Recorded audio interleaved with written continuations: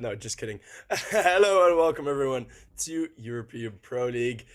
Division 2, Season 16 or Season 11, still undecided yet. We have Group C up next. And finally today we do have two matchups, starting with two teams in red facing off against each other. It will be the Snake versus the Bull, Viperio versus the Sashi. As here we have it, Espionage versus Damo. ECLOT, of course, will be played later today, but Sashi versus Viperio is going to be the opening matchup. Both teams going down 2-1. The matchup from Viperio was quite a blowout. Sashi did have it a bit closer, although some maps were quite the reckoning. Screamo, after the falling apart of the Chosen One team, the Chosen One org,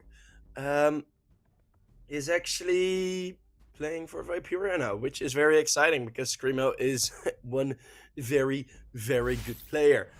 And of course, Mango is also still in there. Sashi, of course, having Borup, who I think officially is a stand-in for the Major. Currently, I don't know for which team exactly, but he is signed up as a stand-in. Then we have Nut Nico Prime and Slime, of course. Slime, the young Danish opper, who had a fun time in Sprout, making some excitement over there. Of course, rest in peace to Sprout, because they're dead now, which is a bummer. Well, Ancient is going to be picked by Viperio. No surprises there. Nuke. Ooh, Nuke is actually... I know Nuke is a very good map for Sashi, but historically, Viperio have been quite good on Nuke as well. So that is going to be interesting to see. The Viperio on Nuke is a bit hit or miss, right? Sometimes they can really play well, and other times they really can find nothing. So that is going to be an interesting matchup to see. And then the decider, I missed what the decider was going to be. Why do I always miss it? I have it right here. Let me just... Overpass is going to be the decider. There we go. Yeah, that's also going to be an interesting choice. I think that is going to be quite an even matchup. Of course, there's new Viperio roster. Not too many games on HLTV to show for, to really play with.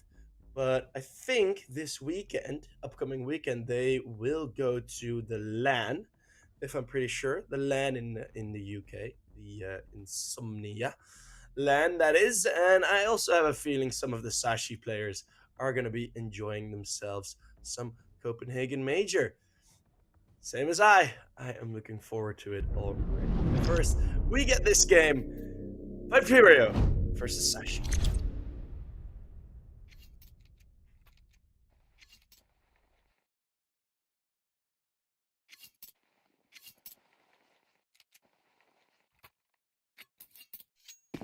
We kick it off. Viperio starting on the T side.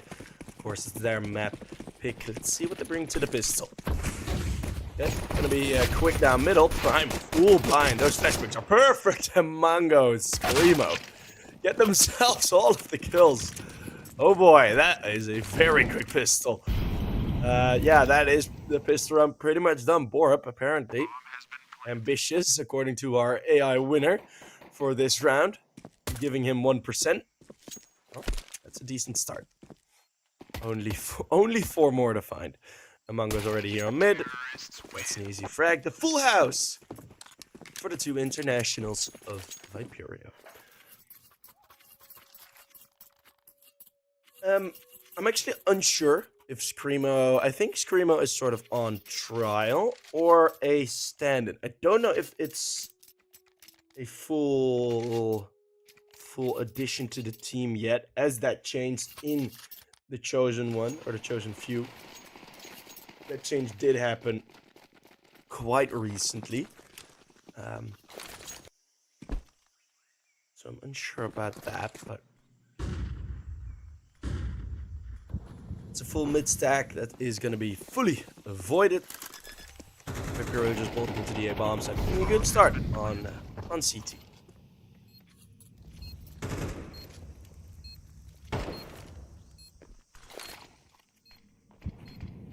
The homie M&J is also casting. Vibes. I will meet up with M&J later today. Which is really cool.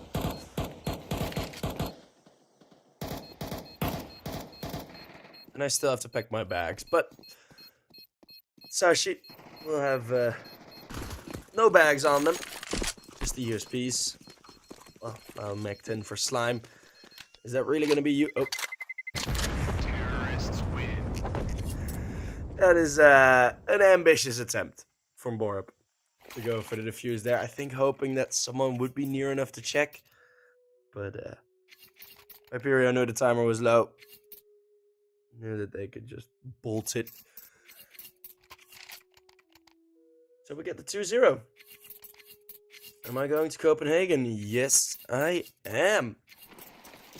Flying out tomorrow morning. As the camera flies through the tunnel.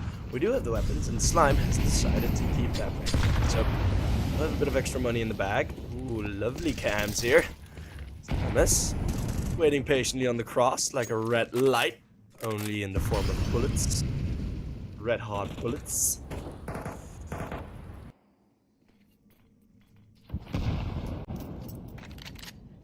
And after that control, Viperio just pretty much stopped the moves. Just want to chill, hang out a bit. Not really much to play for. And Sashi have just a regular default setup. Nico. Oh, I say regular default. This is actually quite an interesting one, having the double cave, double donut. And MMS, they're having no teammates. Well, still gets the opener. And then Screamo finds Borup, so suddenly that position from from Nico, sorry, suddenly isn't worth that much anymore, as you're just stuck in cave on your own. In the 3v4, the whole bomb site's there.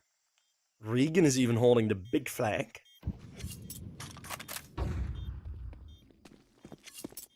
And yeah, that's gonna be given up.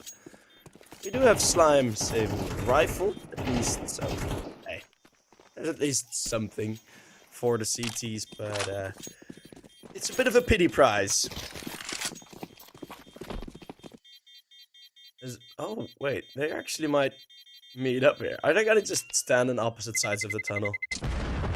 Yep, they are. Okay, perfect. Thank you, Gonzo, by the way. But yeah, I'm super hyped. I haven't packed my bags yet. I haven't booked a hostel yet. Although I'll probably do that in between the maps. Yeah, it's yeah. We do have a bit of a tech pause. So yeah, I'm flying out tomorrow morning and I still have no idea. Can't wait to see you in Hagen. Hell yeah. I'll often be wearing an orange hat of some sort, probably. Or I have ordered a sheep hat that also will possibly, maybe, arrive on time. I had ordered 7 or 9. Yeah, I had ordered 9 sheep hats. So me and all my friends and like some people I would want to give one to could all wear like sheep hats. So there would be several sheep in the arena, which haha funny. But they said like, oh yeah, they're all out of stock. So sadly, I could only get one, but.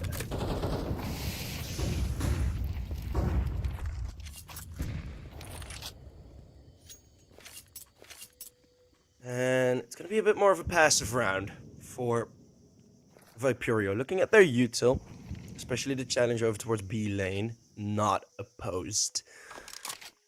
So Sashi, they take that control, and this is interesting to see because Viperio, they obviously let this happen, so there must be a plan for it. Let's see. Now, let's see what they'll cook, because as soon as these smokes fade, there isn't much util left on Sashi, so this falling away is what you'd expect. Still 3 players in middle. Mollies are good, smokes are good. Not still wants to challenge, and Viperio taking it slow just sort of prevents Sashi from doing anything, really.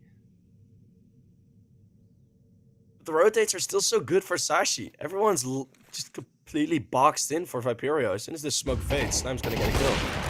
Well, there it is. MMS now close range. Can't find another. And all of a sudden, more space is offered to the UK org. Wormhead falls to the lurk. They're gonna run over towards B. Again, it's an efficient trade. What a round from Viperio. That looked clean. Now Mango holding the flag. That is such a lovely round. Wow. I'm impressed. I am very impressed. I I don't sound too excited, but it's still early in the game. It's still early in the morning, whatever. But yeah, wow.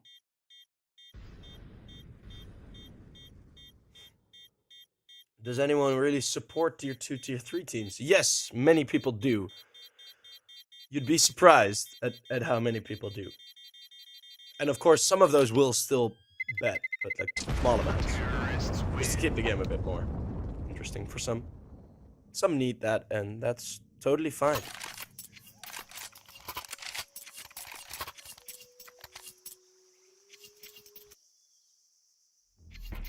Sashi holding on for the timeout.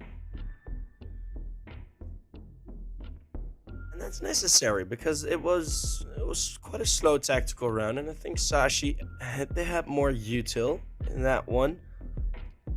There would have been a bit of a bigger defense. But they were sort of always vulnerable to alright, there might be a molly towards my position. There might be like 2-3 flashbangs.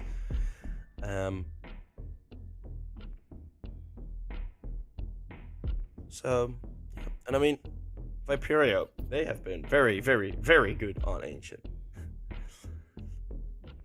That was the one map that they took off Espionage, and it was a 13-5 against Espionage. That is, that is a pretty big scoreline against quite a good team. As the Mac 10 is gonna have some fun. So he gets put on his face, but he won't care much as his teammates clearing the site.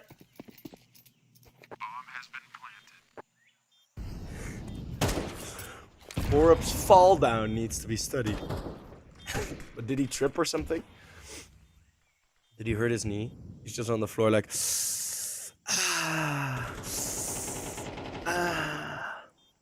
Peter Griffin. So stupid.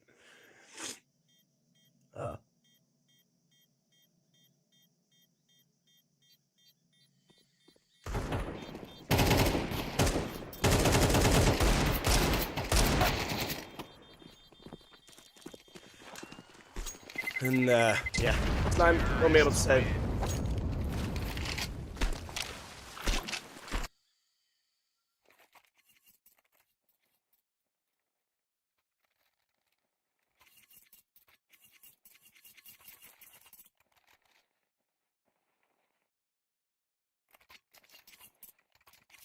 And Viperio take the 5-0. I'd consider this the first real complete full buy for Sashi. It's gonna be, let's see, best man will be MMS. Ambitious. Screamo also runs right through Molly. Fellas, they have util now. You need to watch out for it. Which they obviously didn't.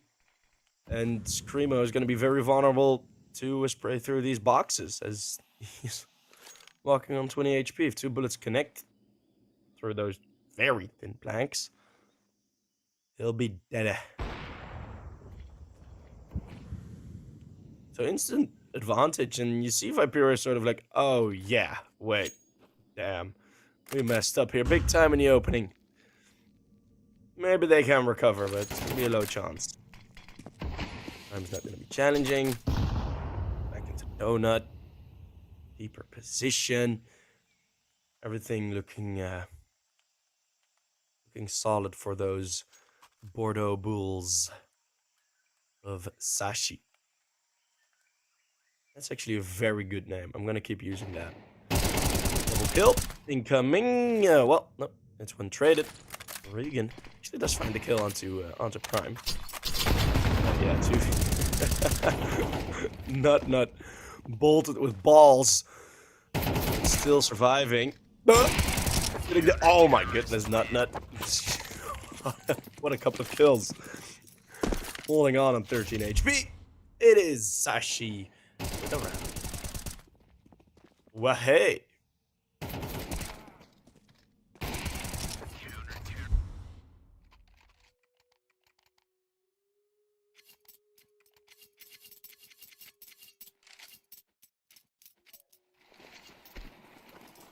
How did Espionage play yesterday? They had the ECA final. Oh, they won. Sheesh. 3-0'd them. 3-0'd them. And now Borup and Slime are gonna be running through. I'll deal with that later, but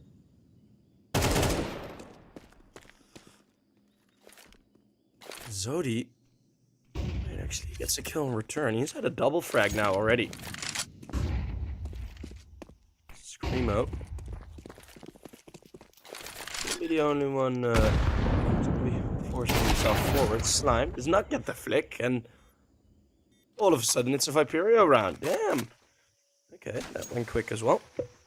And Viperio continue their winning streak.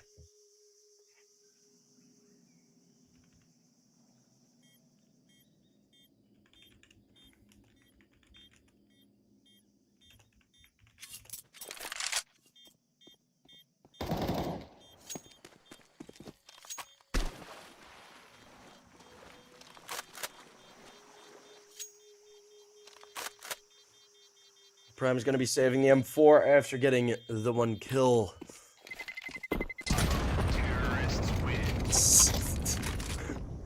A good way to save the AWP.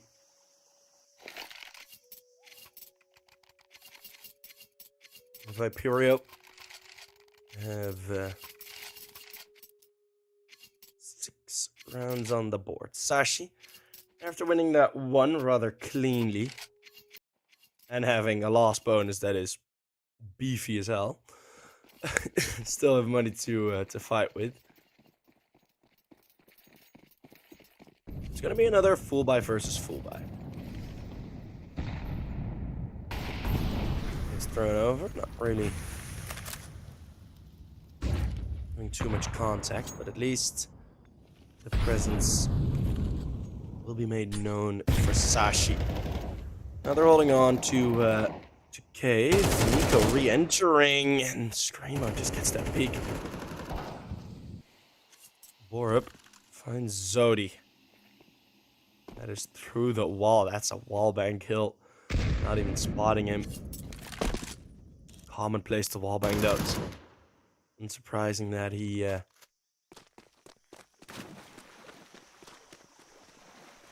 goes down then. Looking at MMS, he's already very deep into middle. He likes that mid play. And he has the angle on the rotate, so it is some information. If there shall be a rotate. Oh no, wait. He's holding it a bit more passive. Now here's one player running. Doesn't hear the second. Mango, though. He's gonna get caught. MMS now. You need to make sure you do something. Or you're gonna hold off the rotates. It's a 3v4, but Viperio have all the space that they need. Plus MMS in CT. And these angles are so difficult to deal with. He's gonna let Prime go. How far do you want to let him go? Oh, just far enough. MMS with a double kill pretty much solders that round shut. And Viperio will get the 7th.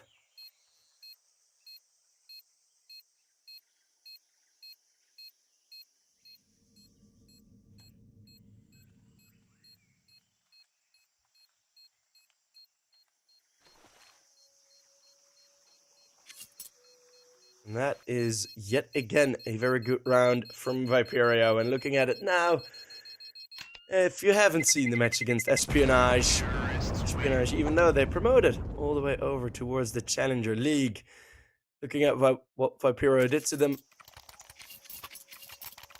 on Ancient, you're not that surprised because a lot of these rounds are just very, very, very good. I mean, losing that op and then instantly the decision is made. MMS waiting for it perfectly. If MMS keeps having like a good game, then Viperio do have a chance at winning this best of 3. If MMS just falls off again, second, third map, does happen sometimes with him. And hey, maybe not. Gonna be the op kill from Borup. 2 players in mid is a bit too much to challenge. As the entry frag can sometimes be a very unthankful position.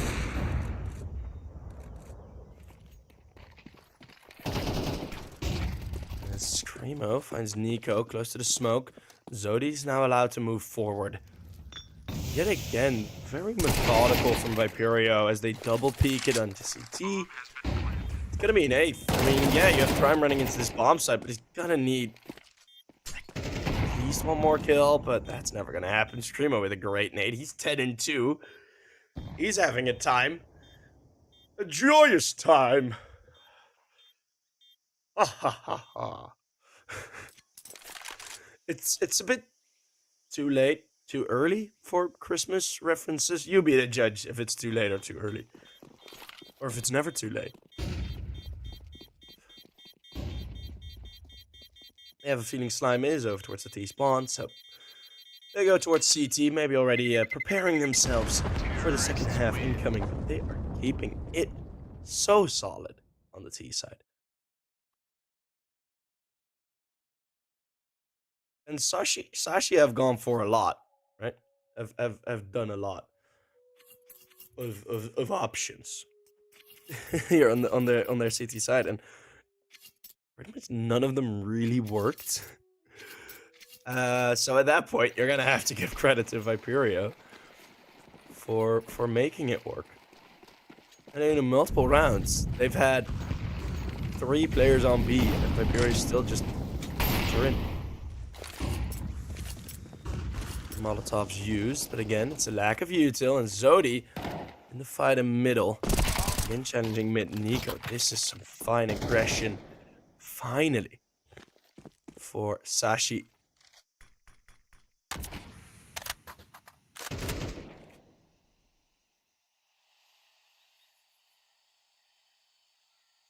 And now they're gonna have at least 2 re-smokes. One of them is really near. Well, both smokes aren't near. Actually, and there might still be a bit of trouble, but it's gonna be an op and an AK 2v4 Sashi. A likely second round win, unless Nico falls here quick. Don't see that happening. Borb, good pick. Make that 2. Make a double. En is zijn Nijmegen's as Hey, hold up. You are so wrong about that. I live right next to the stadium. You are wrong. NEC is doing very, very good. And NEC is gonna win the Dutch Cup, and we're gonna go to the Europa League. Hey, we have Lasse Schöne, man. I don't know if you're Danish, but hey, we have Lasse Schöne. He's the GOAT. No, NEC is the GOAT. Don't knock on my hometown team, boy. I hated that sentence. Right! Late in the half, A plays. It is a 5-star dish. It is a delicacy of the T sides of Ancient. Only a few teams able to cook it well, able to cook it nice, but it's spoiled with Nut as he gets himself a double, supporting the third. You don't want any Nut in your dish. Viperio still forced to eat it. They don't want it. Prime gets the final kill. spoiled mango gets left in A main.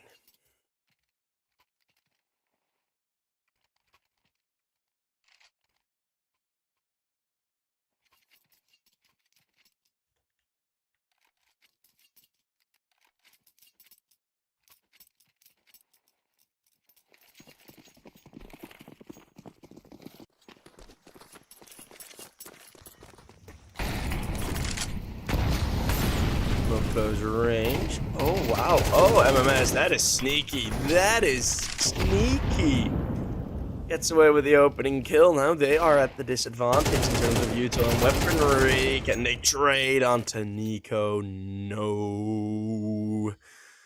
It's Nico kill. Suddenly the advantage flipped. Like the coin. Regan, now the one holding the AK, there is a single flashbang on Regan. Now it's used, but that's a bit too late. Sashi, they will win a 4th round. Most likely, Regan can of course still do this, especially if Slime misses a shot. Do we give him hope? Do we give him hope?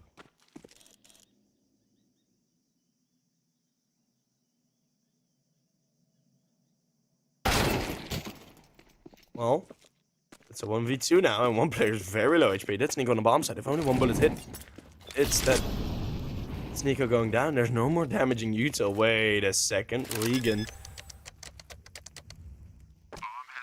So watch out for the wide peak. Already tucked in. He has to be aware of this position. He will fall back to avoid it. Nico's not going to peek out wide yet. And Nico is going to get the shot. Regan, a bit too passive in the 1v2. I think if he had gone towards A direction, that would have been a bit more efficient. It's going to be 4 rounds on the CT side, so slight recovery from Sashi.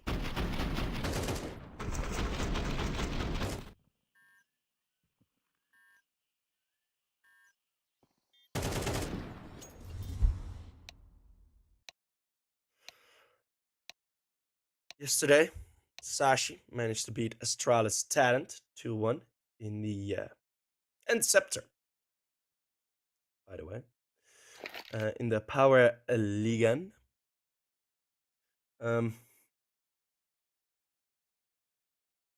Yeah. Astralis Talent's current form, Scepter, of course, we also saw, but Astralis Talent. Oh, okay, it's free to go. My brain's blind.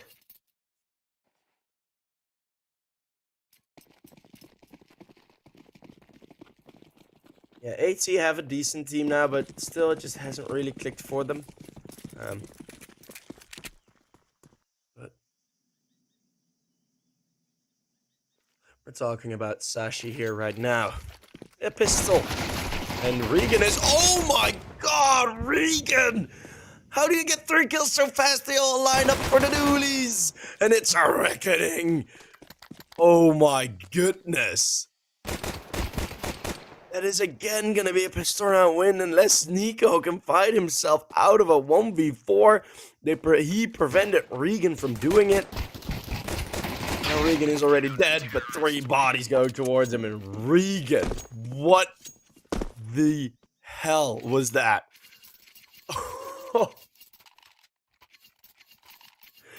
He just mows them down. Well, that's one way to win the pistol. Jeez. 2 pistol round wins for Viperio in the pocket.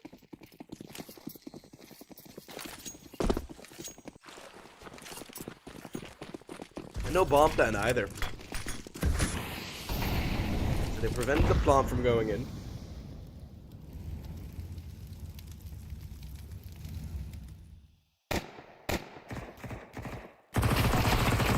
And now from behind. What is it with mowdowns on this part of the map, Viperio? Just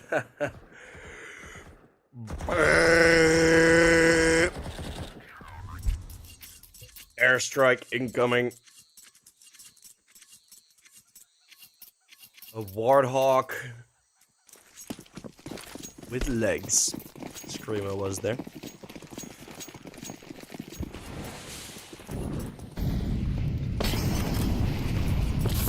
And it's gonna be double digits. It's gonna be 10-4.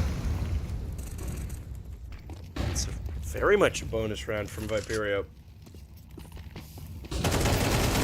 Oh, we have SMGs. The AK is gonna peek out wide. It is the double kill for Sashi to start it off with. Viperio, it's not the end of the world if they lose this round. It's gonna be trouble if they lose this round and they wouldn't be able to get any kills. Like, if they get 2, maybe 3 more kills, still lose the round, it's fine because, I mean, there's the SMG on Zodi. You still have money in the bag, and you're going to keep their economy a bit humble, but Viperio just need to play it kill by kill now. You don't necessarily need to win the round. You just need to maximize how many kills you make. And for Sashi, it's a good opportunity to get the 5. That's pretty much it. I'm going to go over towards the B-bomb site. All 3 of the Viperio players are still here.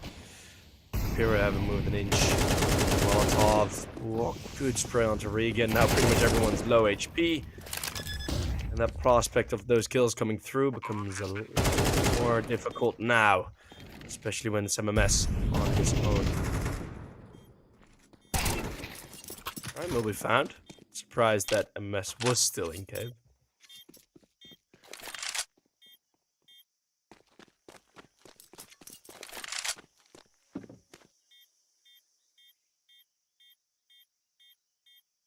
And MMS will just save the AK.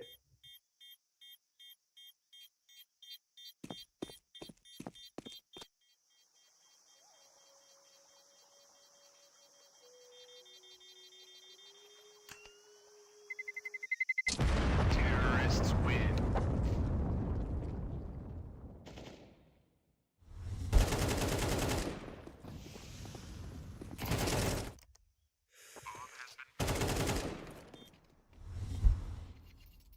So yeah, round number 5 on the board. As said, it is the it was a bonus round,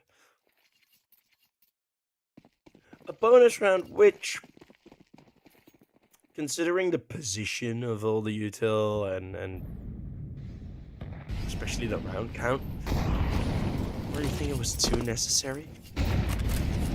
Regan, let's be careful. Control has been taken, although I say Regan has to be careful, but they are locked in here with him. It's a double kill. MMS trading on to 1, starting that trading game already, which would be more than sufficient in a 4 versus 2. Nut will challenge Mango in mid. You don't want any nut on your Mango, says Viperio. Shadow spotted, he knows he's still there.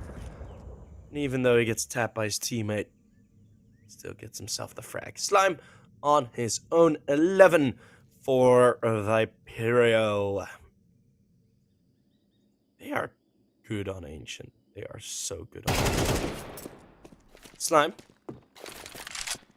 We'll find one. Just gonna shot in the back.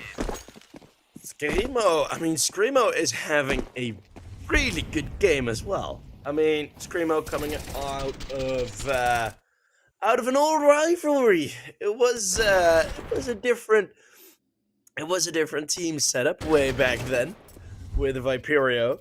MMS was in there, but it is funny to see Screamo now play for Viperio, as that is a bit of an old rivalry, going all the way back to 10-star to Katuna, 359 for a bit, and then the Chosen One, that Bulgarian team.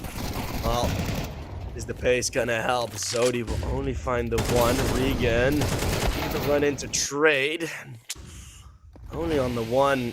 Couldn't really get his crosshair set for the first. Prime forced forward. MMS gonna be boosted over. There isn't really much to see. Oh, Prime. Oh my goodness. Prime just precisely hides behind that smoke. That is what you call an annoyance for Viperio. But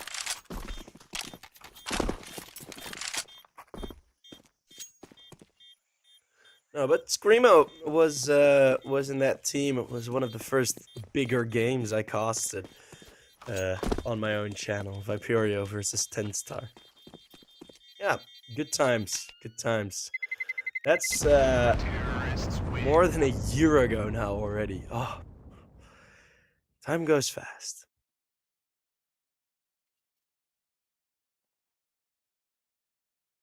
But it's fun to see him now. Donning. I think it's donning. The black and red. Even if it could only be for one game, it is fun to see him within the midst. Of course, it was only MMS that sort of was in that team at that point. From this current roster. Lots of changes in the UK scene. We had our own UK shuffle. And Prime is going to get close to mid, playing the position that MMS was playing. But MMS is also playing it defensively.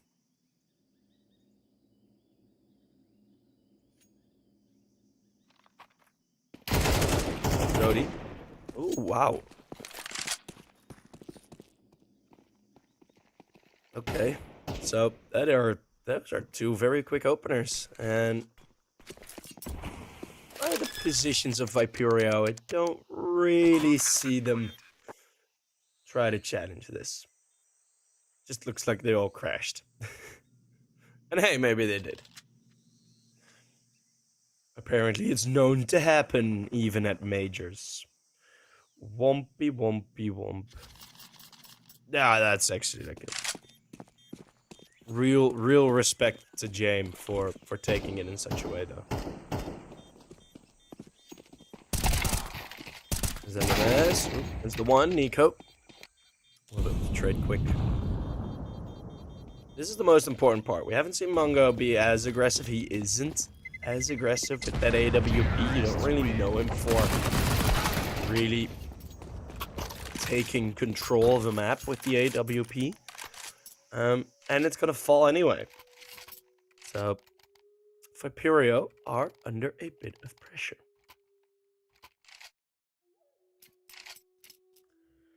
Will they succumb to it, though? That is point number 2.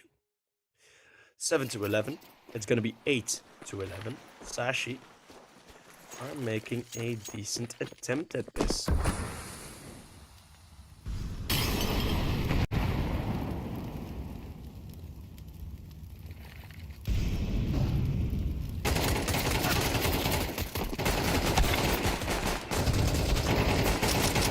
Well, oh, wait, what is happening? These pistols, what?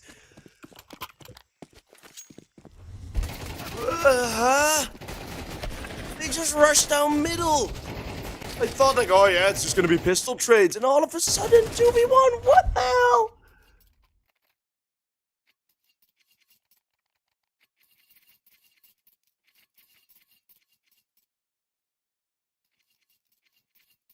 That was a master jinx, apparently. Oh my goodness.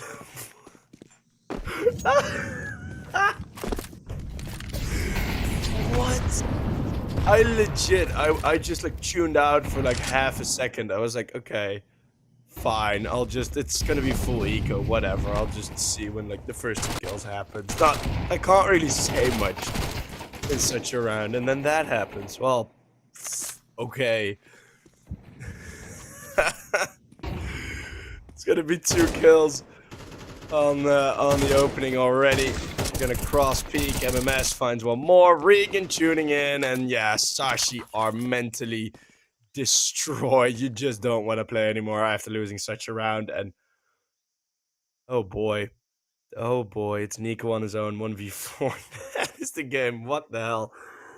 Oh, I was getting prepared. I was getting prepared for like a tight game. Like, oh, it's gonna be 10-11. Blah blah blah. Nope, just pulled down middle. Easy. Oh my goodness.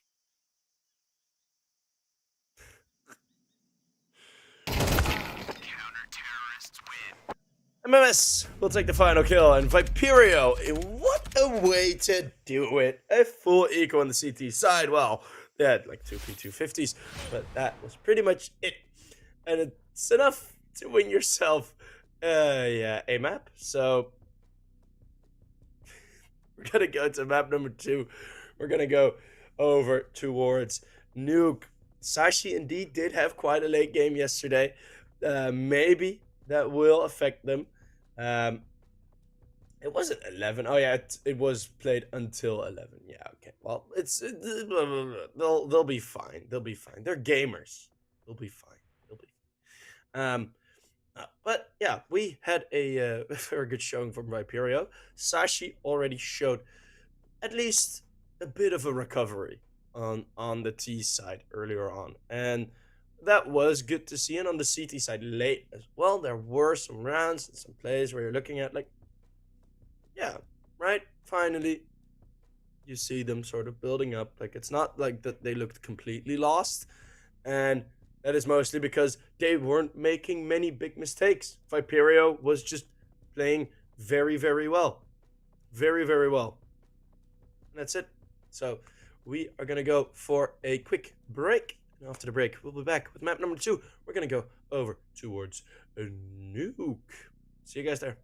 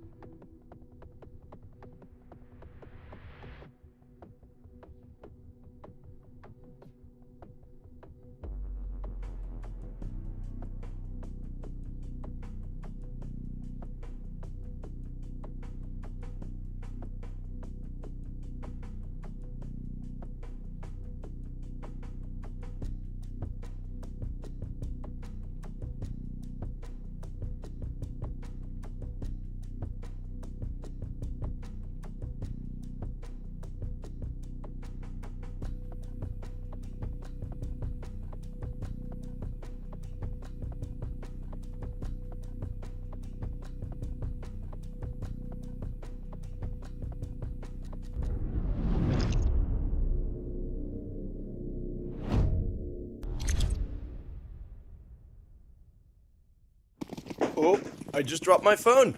What a way to start. It is Nuke. As we are on the map pick of Sashi now. It's been 2 pistols for Viperio. Can they make it a third? They see the shadow not jumping through. Prime as well. So the information is gathered and Screamo's gonna aggress into lobby together with Mango as a response. And that's gonna be effective for the first. So a lot of map control for Sashi. They've pretty much switched places completely.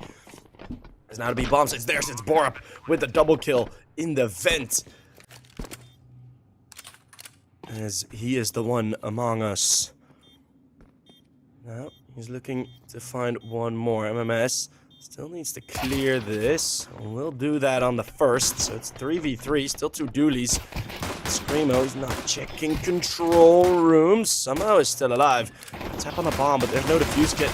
They need to get on quick. They need to get on quick with these kills, and it's 2 already. Mango's gonna be pushing the bomb planter. He's not being protected. Screamo needs to be there, but he isn't. MMS will fall, and the round will fall with him. Prime gets himself a triple. A full house for Prime and Borup.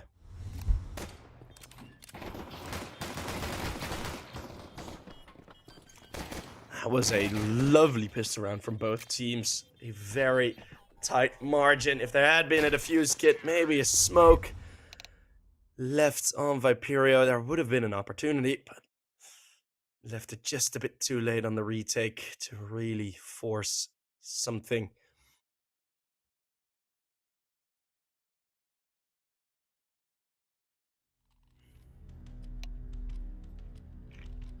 They all had to cross into the bomb site. Still, also not the easiest job to do without any util.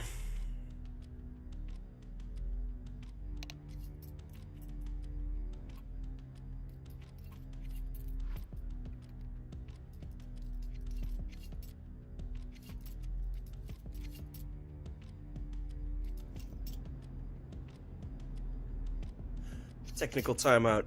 Fortunately, it was nice and short.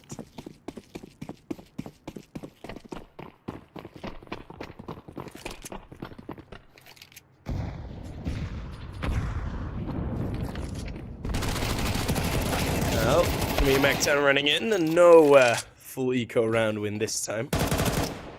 Terrorists win. Will not be fooled again.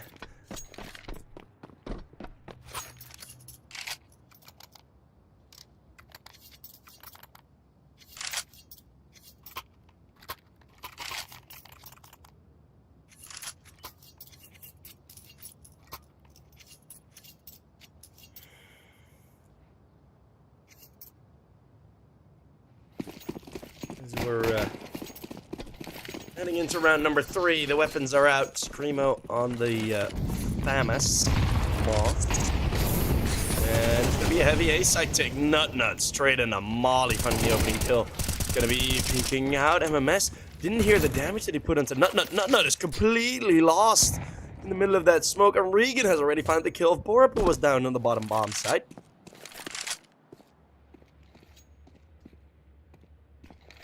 Make sure this round is going very quickly. The drop heard. Screamo knows where he's at, and Slime is way deep in this bomb site. Regan's still in B. The drop down the vent heard by Screamo. Smoke to exit. Regan's gonna move forward. He has to be careful for double door though. Slime is not to open it. Ah, the nade. Blowing open the smoke, and Slime reveals his position. So, Viperio, ground on the CT side. Preventing the full A-site rush. Well, the vent rush mostly was. Slime will be caught. All 3 players were already there. And, yeah, first round on the board for the Viperio.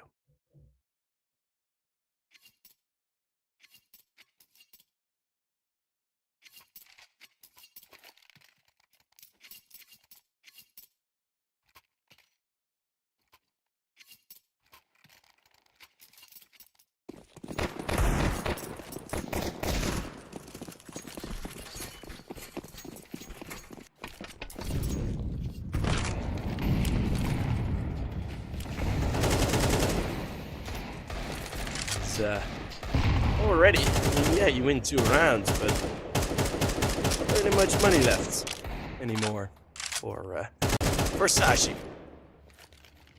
So it's gonna be only 2 rifles. A lot of oh my goodness. Why, Borup? That is so gross. First bullet as well. Oh my goodness. I'm always so impressed by, even at this level of the pros, right? As soon as you get up to a higher level, the aim through smokes is even more insane, but just so damn impressive how well that crosshair placement constantly is. Through smokes and Primo move around. It's 2 kills on the Deagles, make that 3. Mango now has a lot to do. It's 2v5, still somewhat possible if Mango hits a shot. Regan is going to be on his own. Very much on his own. So what a round from Sashi, letting the Deagles do the work.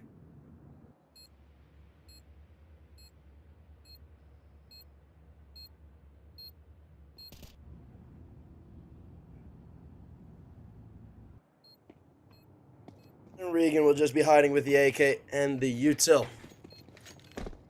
Sashi will find a 3rd round.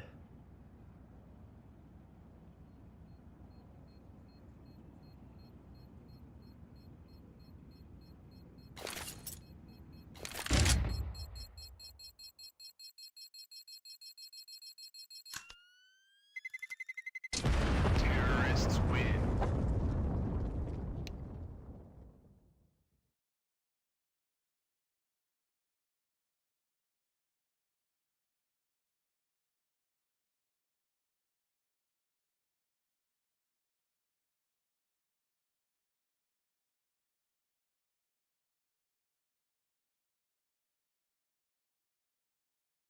And they will fight back.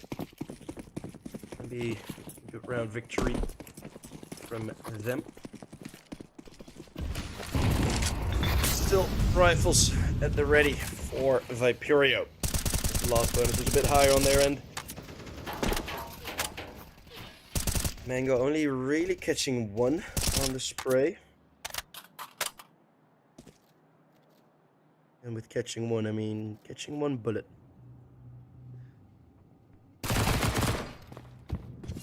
Zodi and Nico, of course, already was a bit damaged. Again, playing around that mini position. Nut, still good, able with the trade. 1 man down.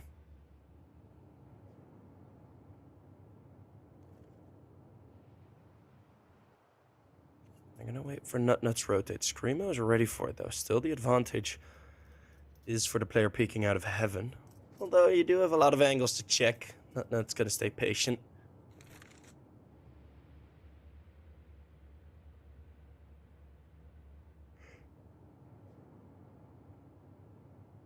Screamo can't really give up all of his attention yet.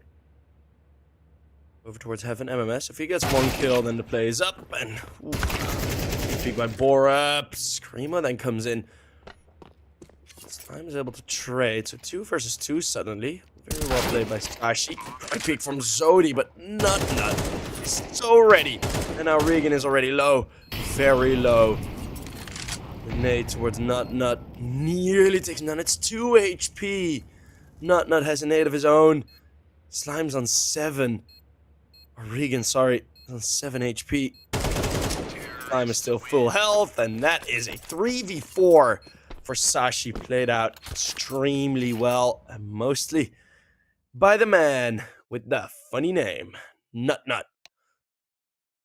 Cracks the round open.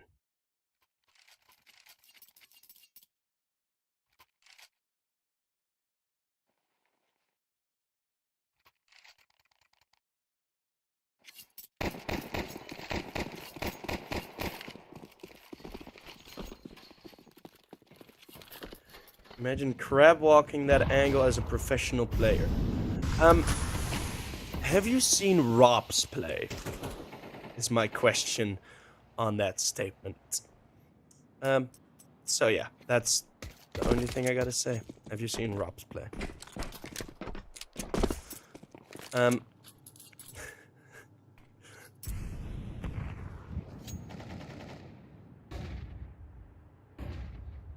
it's gonna be the full eco yet again.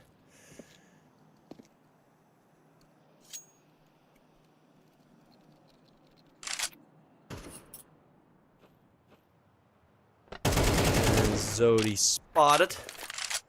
Prime jumping up. Sashi.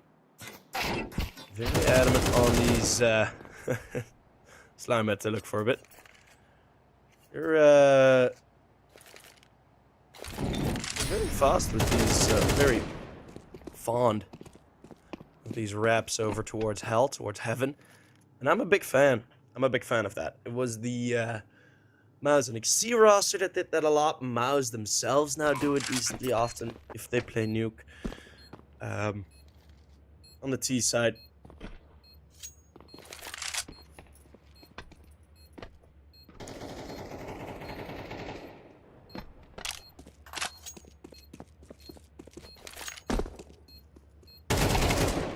And I just really like the strategy. It brings for some interesting rounds. Some interesting responses.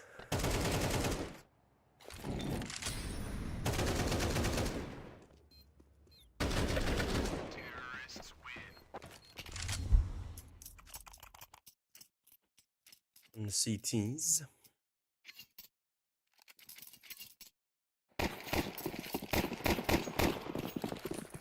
Aiko with the knowledge.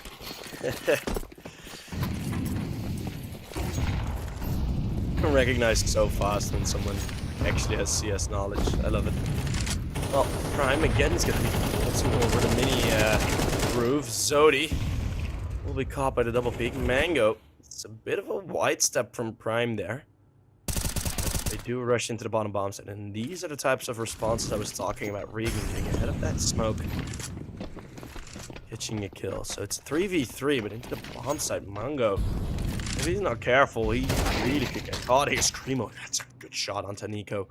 Bomb has been planted. 3v2.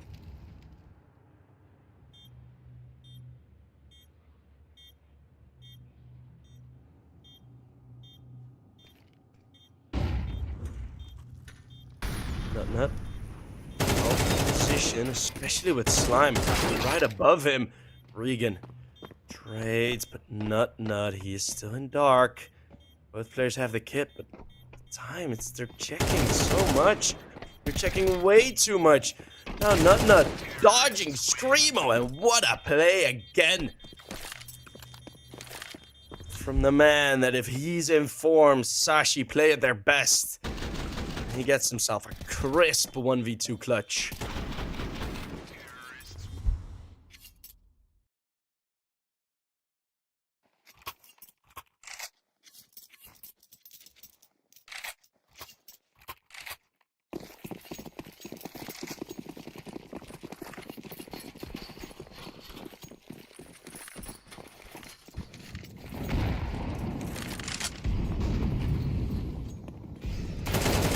Gonna be the lobby play. Orb's holding passive, so I can only get the one.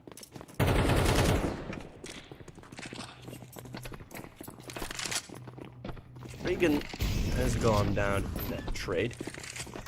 They opened the door, didn't want to go down the vent, and now they're probably gonna get mown down. Screamo, another good shot.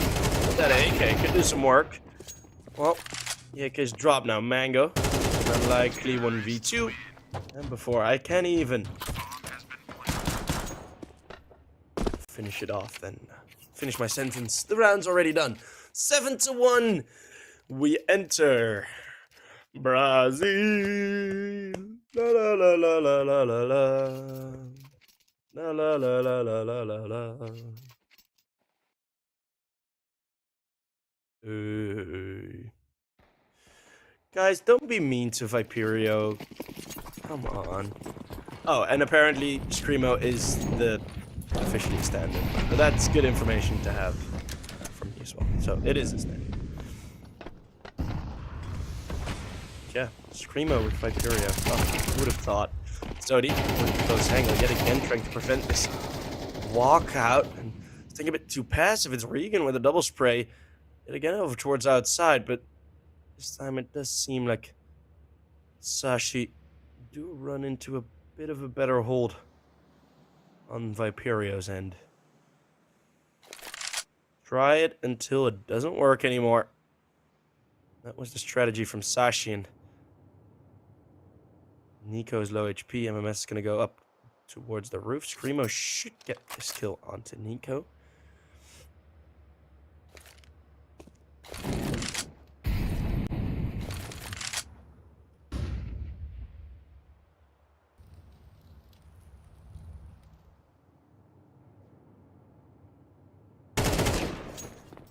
Oh, well, I said he should get this kill, but hey, I've had a couple of jinxes already this best of 3. Why not anymore? Mango has to go up the vent with an AWP. Oh, this is interesting. I'm gonna be looking for it. Oh, that's an easy find. Nico with a triple already. Can't get the quad kill. It's a 1v1. Molotov over towards heaven. If MMS just goes to the bomb now, he'd get the defused, but Molotov's if is gonna be done. Borup is not checking it in time. He is checking it in time. It's a 1/10 of a second in between it. And it is Sashi that do recover again. So yet again, it's a good hold, but Sashi, they just are way more comfortable. And then Viperio on this map, and you see it in their play. You see it in their clutches.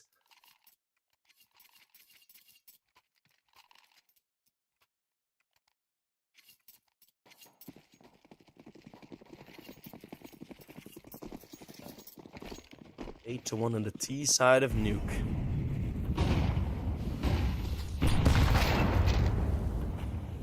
That's at least a decent start. Zodi, aggression on outside. Maybe he would have tried that in a full gun round. Could have worked a bit earlier. But no. It's gonna be Sashi playing passive, just waiting for someone to walk into them. It's not really gonna happen. But Sashi, of course, are still very comfortable in this round, I imagine.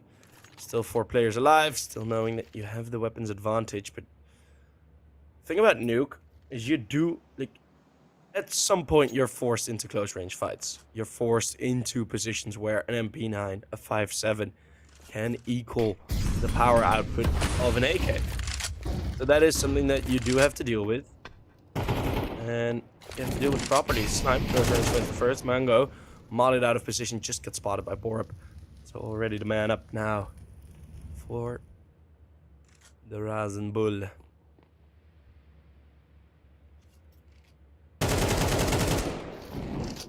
A mess on the top position, and Sashi, they are just positional perfection in this 4v5. I know they're playing against a lower vibe, but they play it so well. Zodi with an attempt to save the AK.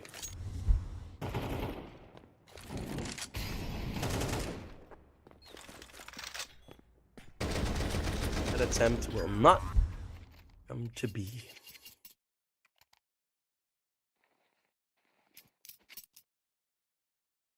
I swear Premier games are better than this. Oh boy. Oh no, they are not. I played Premier. I played 1 game of Premier yesterday. 1. There were 3 hackers on the other side and 2 on my team, and the 2 on my team sucked at hacking. So it was top prime experience. At first it was just like mellow wall hacks, and the last couple of rounds it was just like full on aim hack. It was very fun. It was very enjoyable. I say with the most straight face imaginable. Zodi already had the opening pick. Well, for this half, I mean, Viperio could have used some hacks, as they are getting destroyed.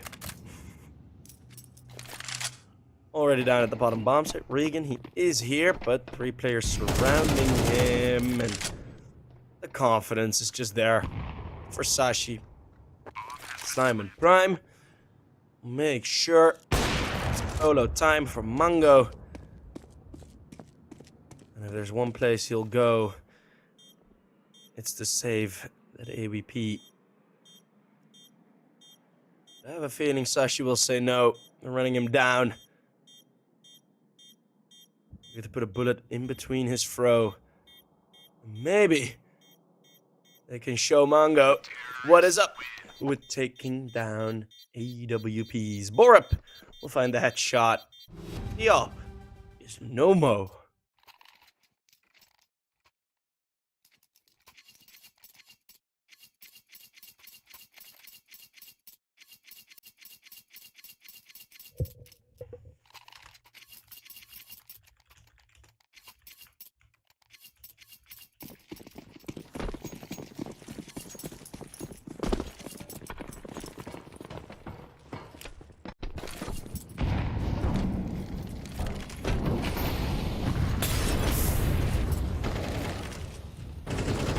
Mungo on the outside does get a kill. Traded rather quickly on the other end. Finally, well, I said finally, Borup all of a sudden on his own is clearing ramp. This time in Prime on outside yet again. MMS with the XM.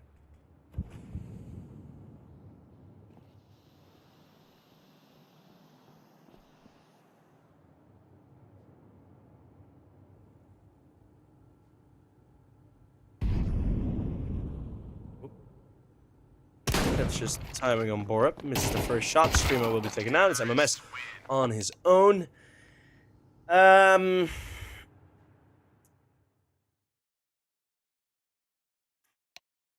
do I say this?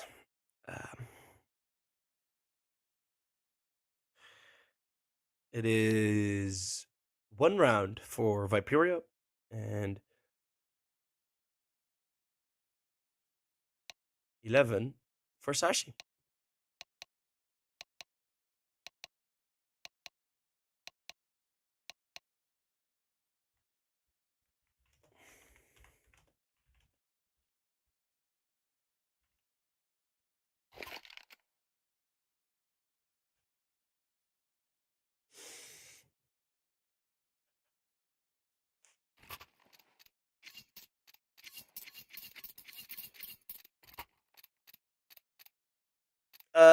Yeah, well, if Viperio lose the pistol, it's so Jover.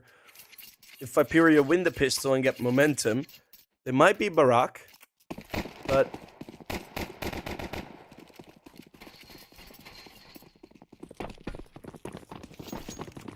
I have a feeling this is more Jover than Barack. But hey, let's see. Still position, not already getting the first prime, then with 2, and it's only MMS. This is a horrendous mowdown. Slime. I'm going for the knife.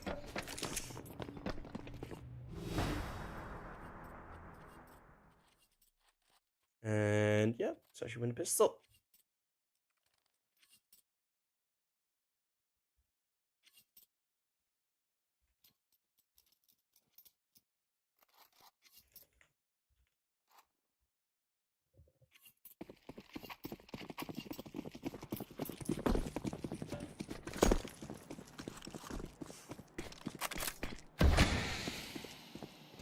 Nico on the outside. Oh, it's the full investment, meaning legit just Eagles. Pelting some bullets. Sashi will not get the enjoyment of playing a full CT side on Nuke. That is by their own doing, and I don't think they'll be too sad about that. Screamo gonna be out in the open. Will be caught now, and it's a 3v5. Prime maybe under some scrutiny from Zodi, but Prime with the off angle. It's at least the one trade.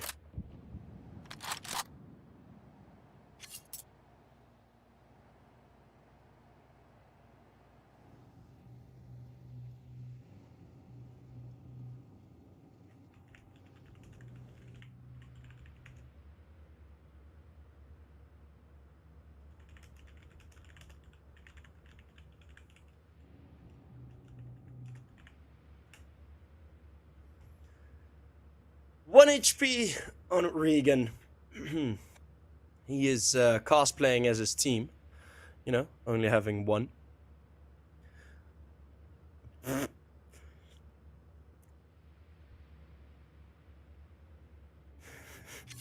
Stupid joke.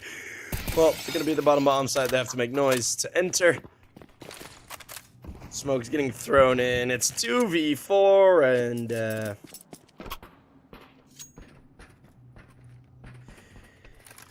yep. Bomb will go down and MMS to the 1v4. Can he clutch this for his team? Can Viperio stay alive? No, they cannot. Sashi. T-side masterclass. They played really, really well.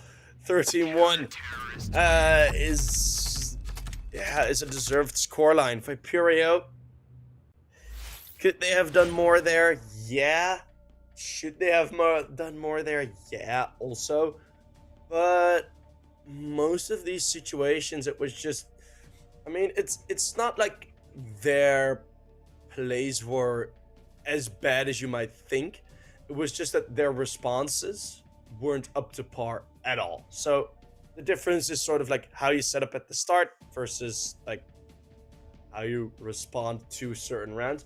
For example, right, if they wrapped outside like 7 times. They went for a wrap outside. And then the only round Viperio went aggressive on outside was when Zodi went aggressive with like a 5-7 and a half buy. And those are the things that I'm like, guys, it's there, right? You know you still can do this, but like the timings and in the decisions in what rounds to go for what plays, absolutely was on this map, and that is pretty much all the mistakes that Viperio made. Because on the other end, Sashi were playing incredibly well, even if they went man down.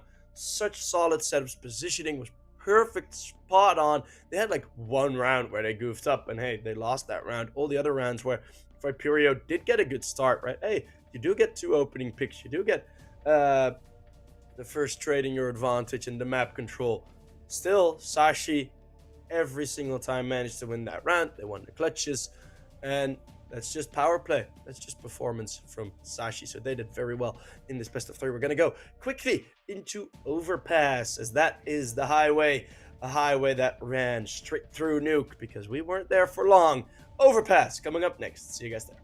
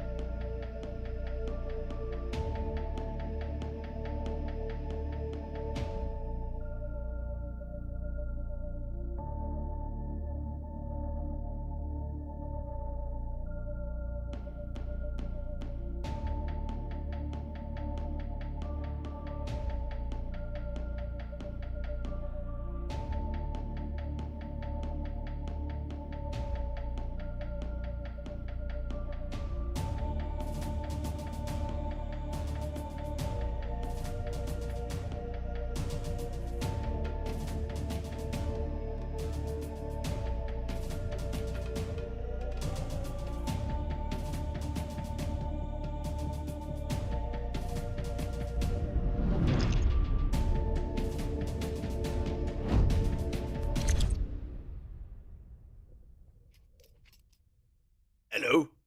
Welcome back to EPL. We got game number, well, not game, map number 3 coming up. And of course, we shall start that with a knife round. Is everyone there? Yay, everyone's there. Well, picking a side, especially on Overpass, usually is quite a powerful tool. If you're able to start on the CT side. But let's see who will win it. It's looking like Viperio has the advantage, and that will be continued all the way. So, it's going to be Viperio starting on the CT side. That is actually quite a decent advantage. We've seen Sashi play Overpass twice yesterday against Scepter and Stralis 10, 13-10, 13-7, both victories. So that is, thus far, that was a bit of a burp, but that is thus far quite a good result from Sashi on Overpass. Viperio, this Viperio team, have been good on Overpass, but oh, I still have. Oh my god, it's paprika chips. I didn't even know. I chilled in the room. Oh. Well, that is some entertainment, isn't it? Oh my god, that is fucking shameful. Okay, well, how do I even continue now? Hi, Beva, by the way. What up? Oh, fuck. Well, Overpass. Thank you. Oh, Christ. Okay. As we have the entire Portuguese fans here. No, it's not spicy. Been here 10 seconds. Oh boy. Quality caster, you know it. I just wanted to eat some chips. Goddamn. Oh, MMS. Already finding the first kill. And the rest of the team is running up A. This toilet position from Mango is actually gonna be real powerful, I imagine, as no one of Sashi is expecting this now. Someone turns around and they've missed each other. They've missed each other on Banana. Nut. Now turns to find Mango and the entries into the bomb site are all in favor of Sashi. Screamo on his own. Issue to get the sauce of. Thank you. That is very nice. Oh. Knife kill. Oh, what a start. What a start to the game. Ugh. Sorry, lads. I have to recover from that a bit.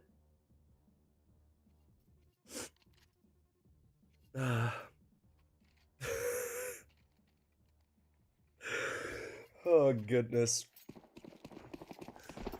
Right, so it's gonna be Sashi. A very clean victory. Slime is gonna keep the dualies.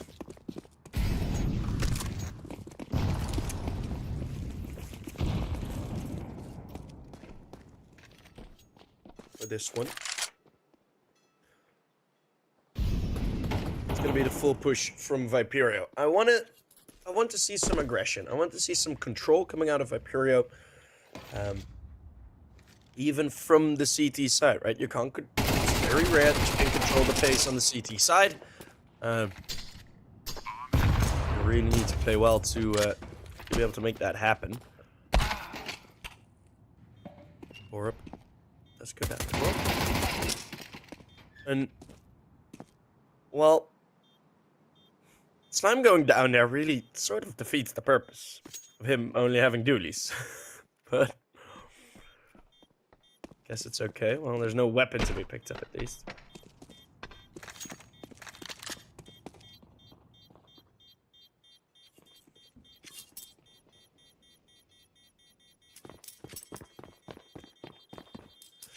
It's gonna be 2 players alive for each. AK saved. Marco will be quite happy with that.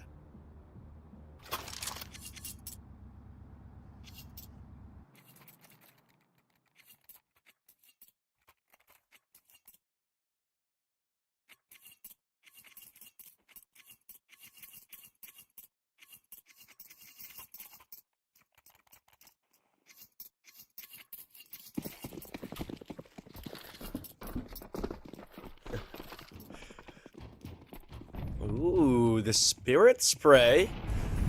Maybe some suggestions as to who Sashi is rooting for. Or who Viperio is rooting for, sorry. I have a feeling that was Screamo's spray. There'll be a very tight defense from Viperio. 2 players at the stem of the banana. Close to the stem of the banana. And now the boost is dismantled on short. Would have been a kill on Nut. That still stayed there, but you do have the 3-man setup. Nice in a line. It's quite difficult to trade on these kills. Alright, Hunter's on the inside. Double peek is there. Zodi needs the double to respond. Does so. And MMS out in the open. Slime, what a peek again. He had a couple of those peeks on Nuke as well, where he just sidesteps the angle and instantly gets the headshot. Screamo and Regan are not going to be going for it.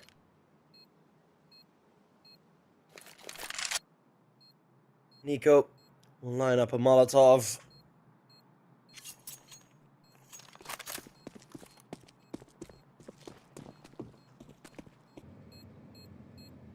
Molotov that will not affect much.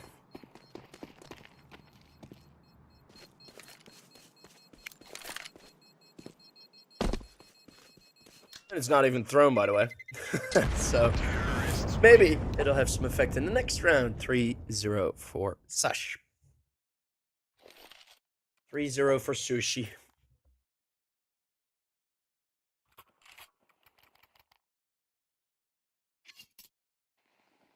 As it's going swimmingly. Ah, that's a terrible joke. Sheep, who you got winning the major? Well, my pick'ems say Mouse. My heart says Mouse. But a legit prediction is nigh on impossible for this major. It's so exciting. Legit, every team except Vitality could win it.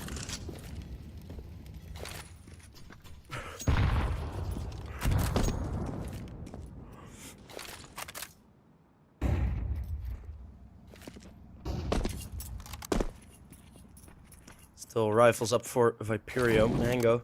I'm just...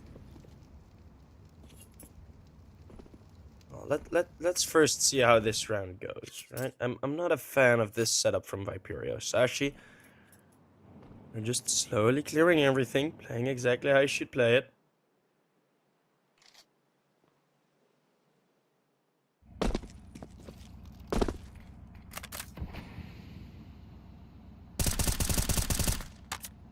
Okay. Internal clock ticking accurately for MMS.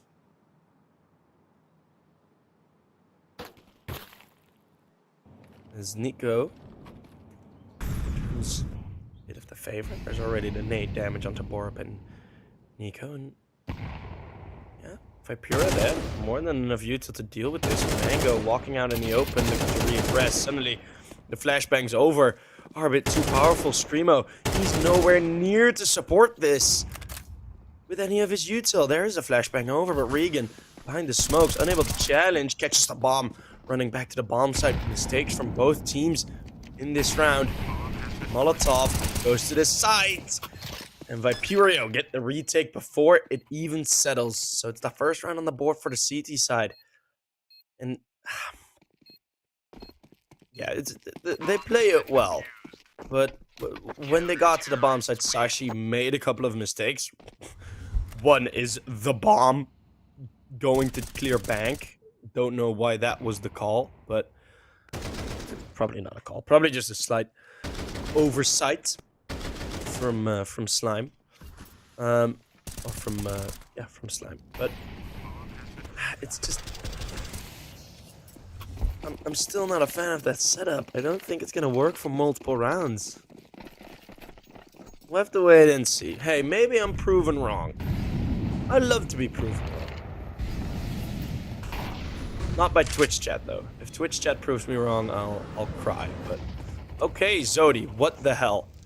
Well, hey, look, aggression. Oh my goodness, I didn't even see. We were on the other end of the map. Zodi getting himself a triple kill with the flashbang support. Finally goes down to bore up. Oh no, wait, that's MMS. Zodi's still kicking. Wow, okay.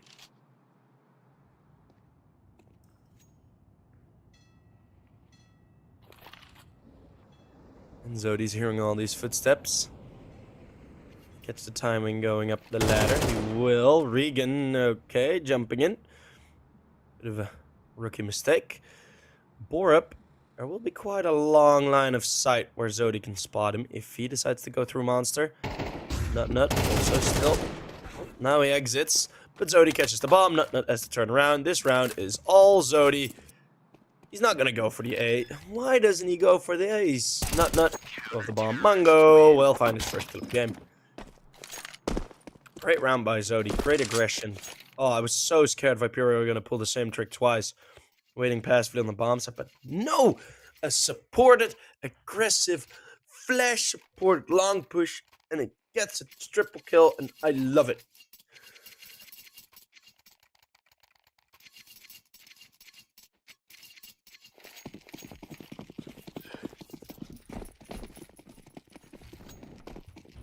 When is the major? Starts on Thursday.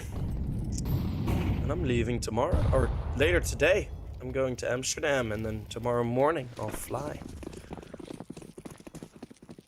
So my last cast before the major, and we've just crossed 1,000 viewers as Mango.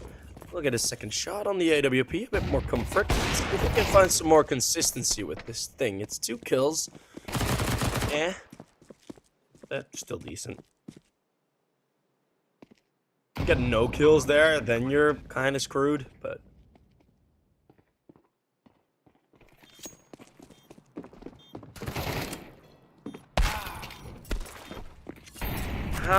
Wait. I was reading chat. How did they get the bomb down and save the AWP? Bomb has been defused. Counter-terrorists win. Okay. Oh, no! Oh, Viperio. Why you lose a Vupa? Now Mango doesn't have one. Oh my goodness. He had it for 1 round against Glocks. And he loses it. Oh no. It's such a waste. Well, it shouldn't be too impactful. I say with a cheeky smile. Nico and Scream Mo. Trade on the initial fight on short, but control remains for Viperio. Borup. Just chilling in con.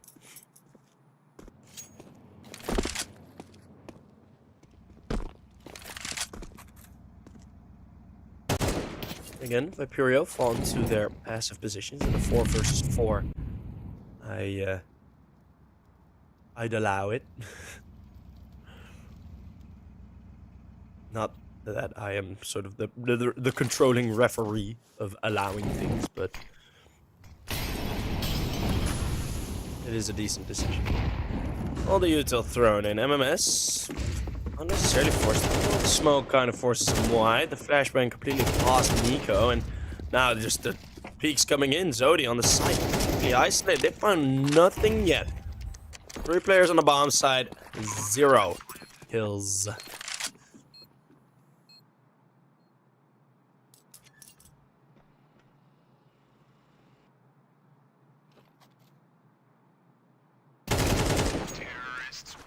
Or up.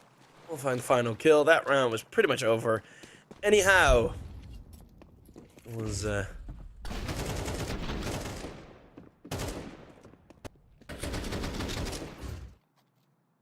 the board. But for the major, yeah, I'm hoping Maus win it, because I have a feeling if Maus don't win it this time, they're gonna win it in Shanghai. But the thing is, I won't be in Shanghai at that major. Most likely, there some very big things would need to happen for me to be able to go to that major, and it's a very unlikely chance. But I'm hoping that if Maus win their first major post start of Global Offensive, then I hope I can be there for it. Not. Oh wait, what? Where does Nuke get the double kill? Oh, it's the double monster setup that fails. Mango did so well in Con, and now it's Nico with 2 very crisp shots. Sashi back to their winning woes. They're winning wowzas. They're winning wazoos. They're in a 4 versus 1. That's what I'm trying to say.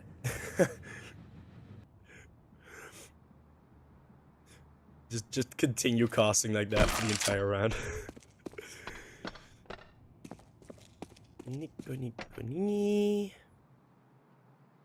Will I find the kill? No, he's low HP. MMS with 1. Why haven't they planted the bomb yet? They really want to hunt MMS, don't they? Lol. 1v2. Okay. He shoots the AK away. Stands perfectly against the wall. And, yeah. Mr. Pagde, I don't need to mark your word. I have my own pick'ems ready. And it also has the Mouse versus Spirit final. I don't need to mark your word. Don't worry, mate.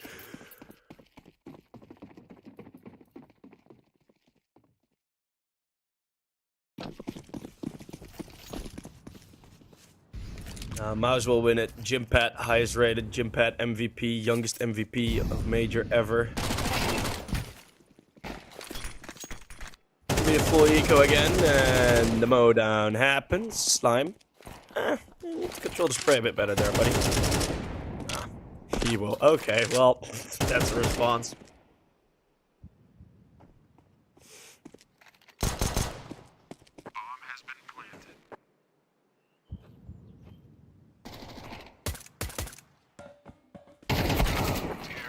And the round will proceed as usual.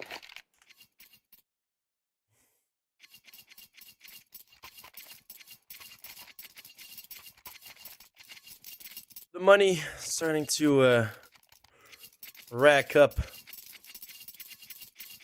Prime, 5'8", standing on his money. 10 feet tall. Not that Avicii song. Is that an Avicii song? I don't like that song. 10 feet tall. He's gonna be 9 feet tall. Let's just say that.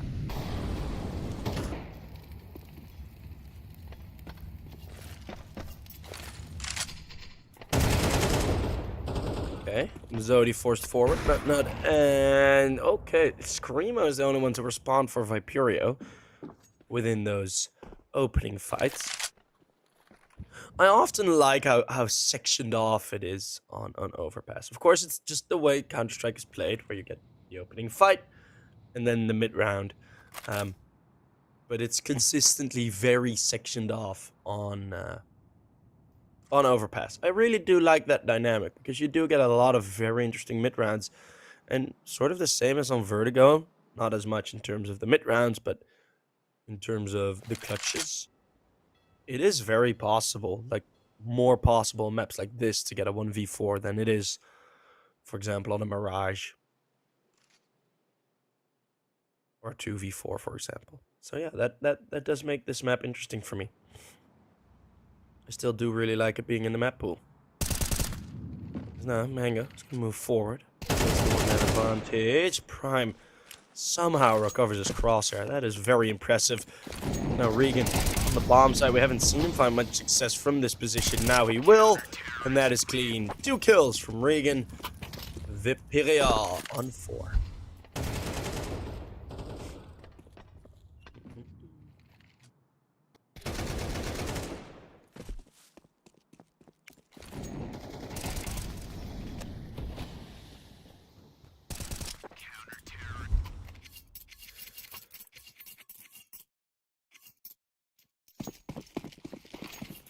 Mayonnaise goes to Cloud9. Nah. Mouse got it.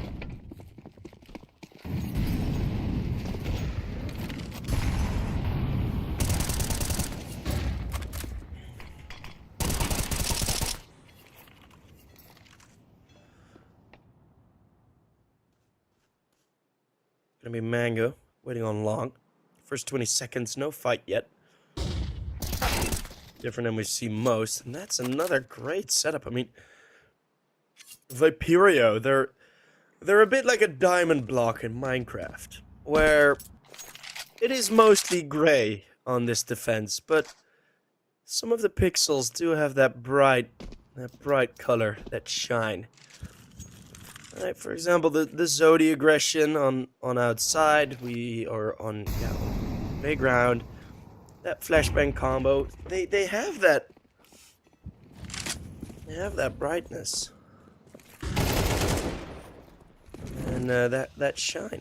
Prime though will enter the gray of Viperio again and will absolutely mine it to hell. It's a 2 versus 2.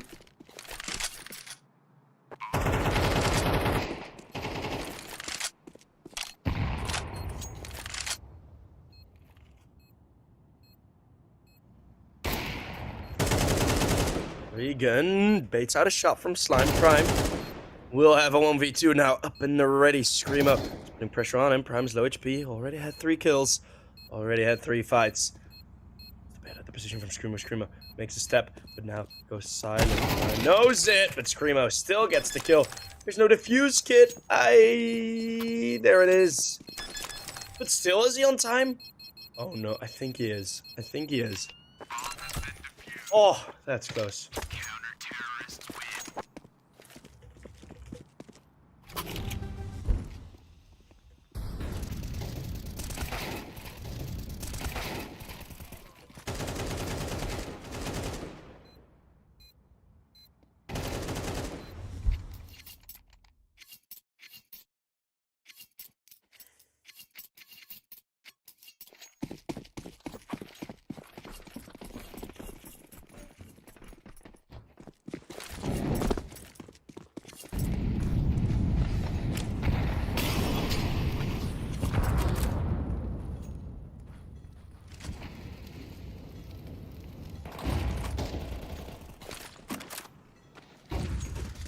Screamo, opening pick against Slime.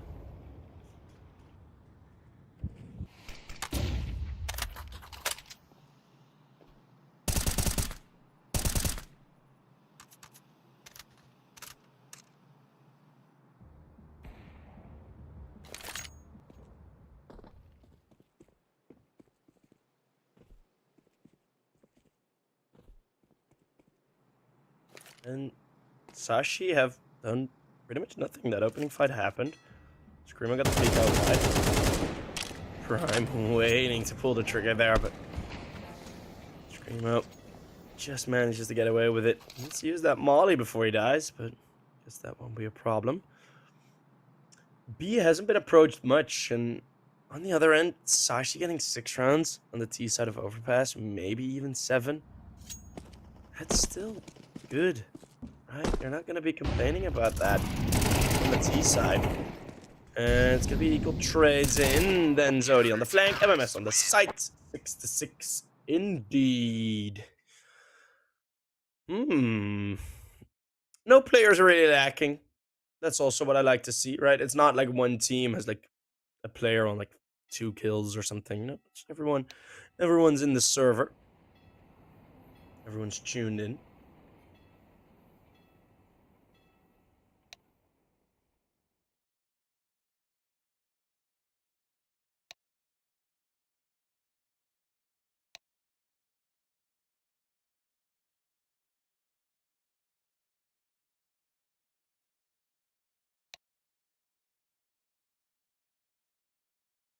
Overpass CT side except if it's VP. Slime with the funny picture.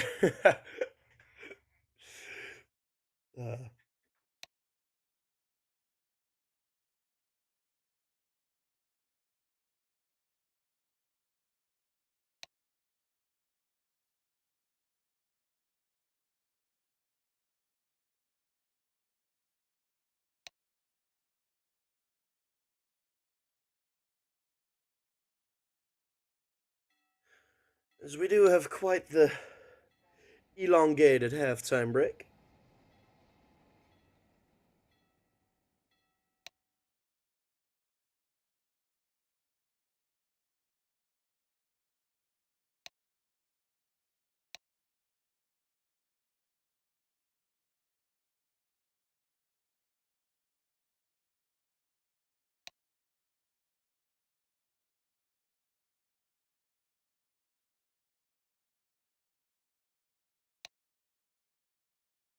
This is a very, very long halftime break. I do not know what is going on. Will the real Slim Shady please stand up? We're gonna have a problem here. Acting like you never seen a white person before. Jaws all on the floor. Hey, we are ready. Didn't say what I think he said. And Dr. Dre said nothing. Players are taking a Zaza break. I don't think so. Maybe someone needs to go to the toilet. You know, a bit of a nervous pee. You know, we all have it. You know, you get nervous, you go on a date, or you have an important game coming up, and then just having to go for a bit of a pee. It happens. As with Screamo on the T side in a solo fight on short with Prime. They are continuing that fight. Regan is now looking to support Slime. Nut will find him though in connector. It's two Doolies in con, and MMS just went straight past to find that shot. The flashbang not really supporting anyone there.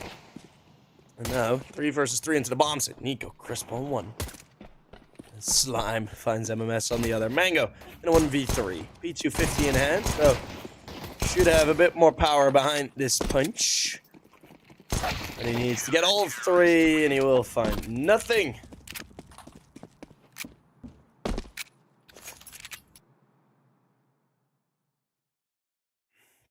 I still can't believe I had like crumbs on the corners of my mouth at the start. Now I remind people, why do I do that? Why do I do that? Why? Well, it is what it is.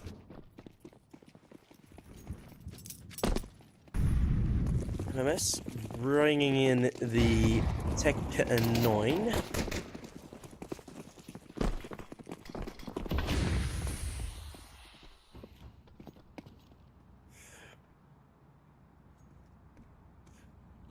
Prime.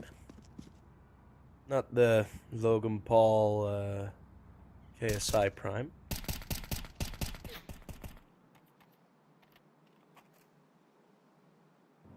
This is interesting, as if Nico times it wrong, he could really get caught. Well, there you go.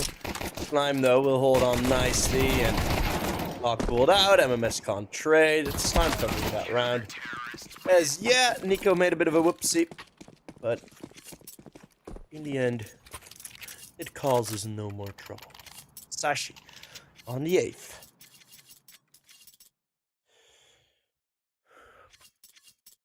And on the 8th, God rested or something. I don't know.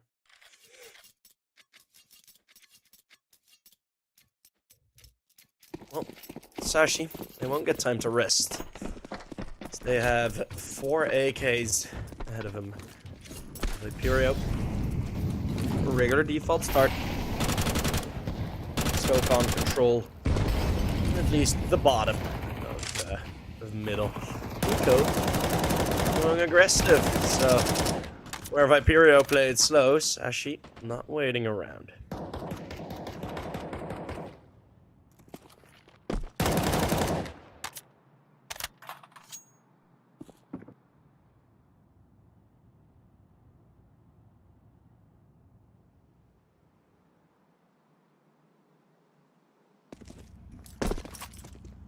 Jump spot from Slime. That nade, if it gravitates towards Zodi, be a bit of trouble. Slime, that's a wise choice. Of all of his util, it's usually the common order. But still, it deserves to be mentioned that it's the smoke that he throws out first. Two players now going to challenge long prime. In there, no real support, and you're gonna feel that. Regan through the mob. No HP, but Regan still finds another kill. Borup in the side together with Slime. There's another flashbang. What a play! And MMS will fall. Borup getting 2 of his own and supported 2 for Slime. That is his round.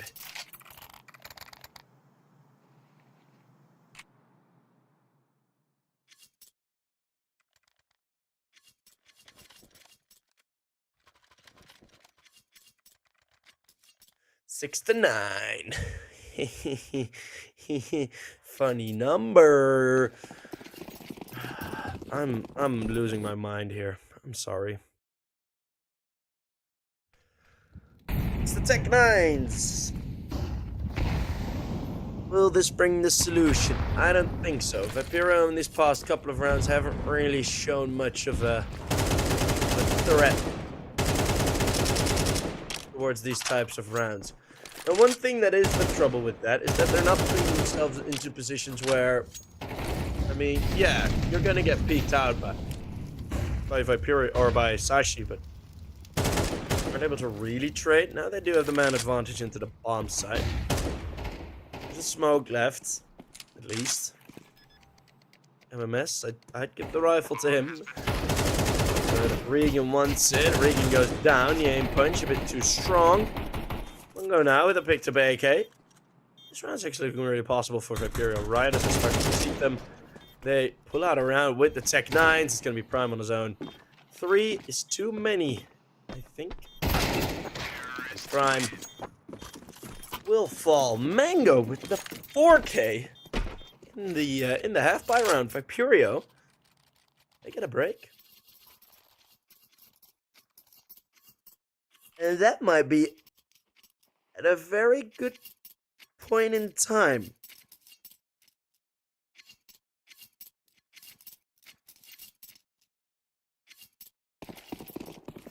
Looking at the money for the CTs, it's a bit dispersed. Slime really hasn't bought anything. He has 7.2k.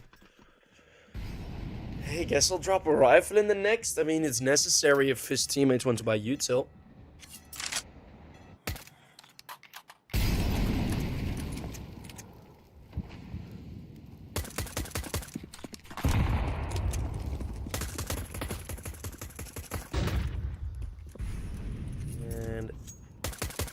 Gonna be pushing. Oh, Prime nearly taking his teammate's head off. Should be a bit careful with that, mate. MMS still in T-spawn. Only the one. They had money, but they didn't have good money.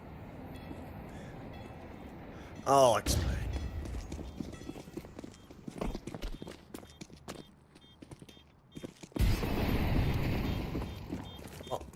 So this round isn't gonna go anywhere. Why they saved? They really didn't have enough to buy. Like 3k, 2k, Nico's on 2k as well. So it would have been a very compromised buy. The strength that you have on the CT side comes in when you have full weapons. You have that AWP, you have full util, right? You can keep control for a lot longer. Sashi knew that if they had forced their way into the last round, it would have been a bigger risk of losing that round And then you'd have to double eco from this point onwards. So it would be 8-9, and then they would be on an eco. So that would be double bad. So now they decide to go for single bad. So they just think, all right, we're just going to give this one round up. We're going to let this one round be, but now Slime will have his op, all the util will be there. And I think this is a wise business decision from Sashi, and everyone who says they have absolutely no reason is an absolute silver. So please, learn the game. And hey, that's why I explained it to you. So maybe... No, if you lied by, you have like no util in this round. It's a very smart decision. Borb now getting the kill onto Screamo, who had traded, so... You know what I'm talking about, just don't... Why am I even engaging? No, it's a very wise choice by Sashi to go for the eco there. As you look now, right now, they're equal in util. Still have the smoke, still have 2 nades, flashbangs. Everything is still equal, except for the HP on Borup. Gonna go over towards the B bomb side. Nut. Holding the monster tunnel. Nut. Ooh, I gets himself a great double. He wouldn't be able to do that with an MP9. It's gonna be Mango saving the AWP. Sashi, their play works out because smart decisions get rewarded. A very nice job done by the Danish. And a 10th is their reward.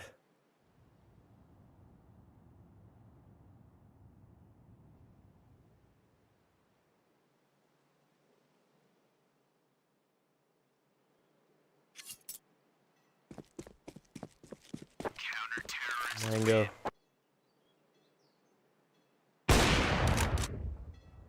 It's gonna be falling away. Don't know where that shot went, but like the ambition.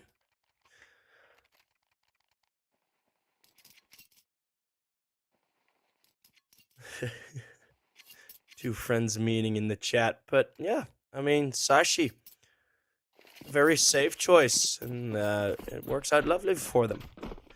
So they're gonna have to fight against the AKs and the Ops once more on Viperio. This is pretty much their last full, but it's gonna be half fight in the next. They happen to lose this. Mango, aggression with the AWP. We don't see him do this much. Then the Molotov goes in and the boost goes over, so we're rolling on to the one-man advantage. It's gonna be a reboost over Screamo. Looking for it. Finding it. Screamo's been really good, even though, like, yeah, he's as a stand-in, still he's performing really good.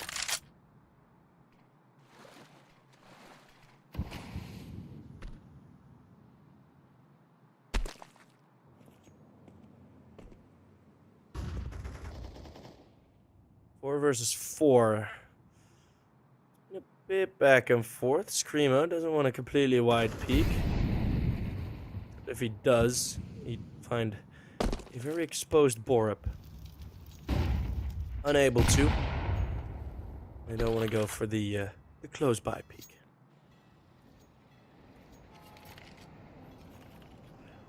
Very little movement from Sashi on these mid rounds, on these 4 versus 4s.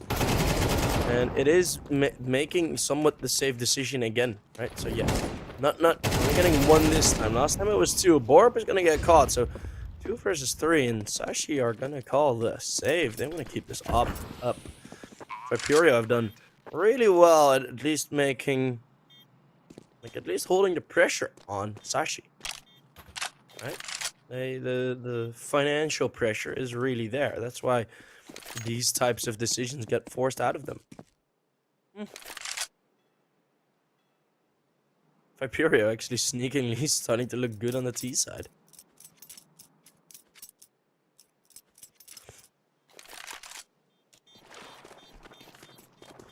And Sashi, 2 or 3 times finding success with safe decisions.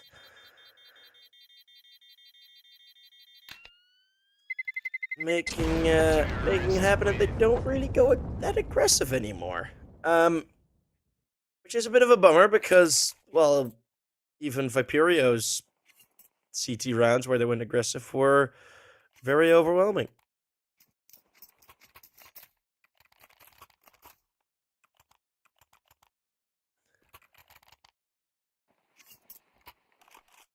Sashi also still able to scrape something together. This is going to be quite an important round.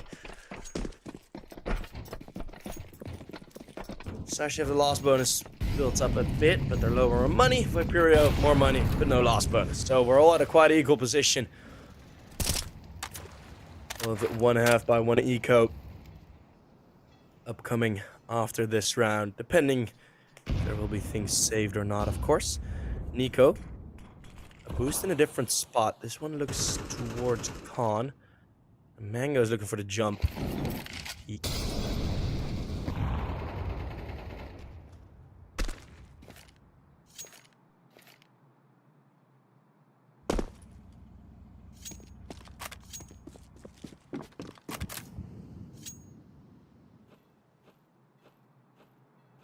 And again, they're very slow. I mean, yes, I actually have a bit of deep control over long, but again, it's Viperio going over towards the B bomb site. They are not changing this up at all. Nut. He can be vulnerable to this. Oh, wow, the boost. It works out. Now the rotates, they're so far away. Bora, they ask much of him.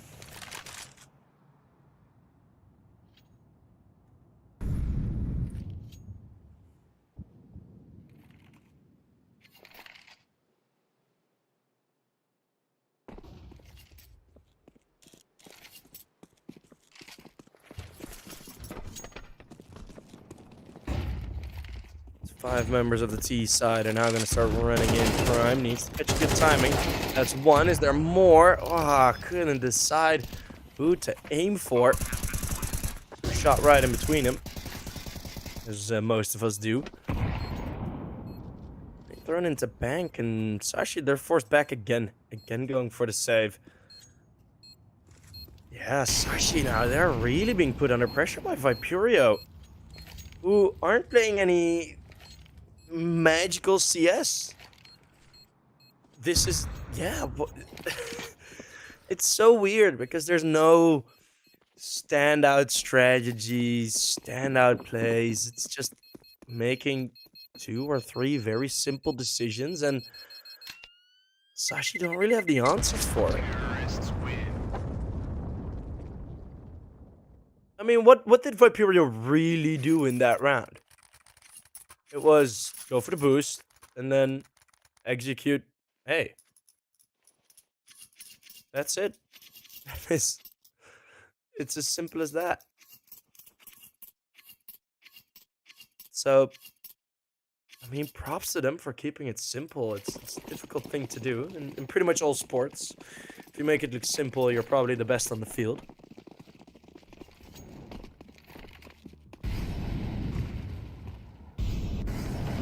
Of course, that's why our GOAT is named Simple. Screamo. I think he gets spotted a bit, and Regan catches pretty hefty damage through the wall banks. Slow start to the round. Are you casting Espionage? Yes, I definitely do. I definitely will. Triple boost. The boost pass stays known. But again, yeah, you have a rifle and an op on this bomb site, and it's the only 2 players here.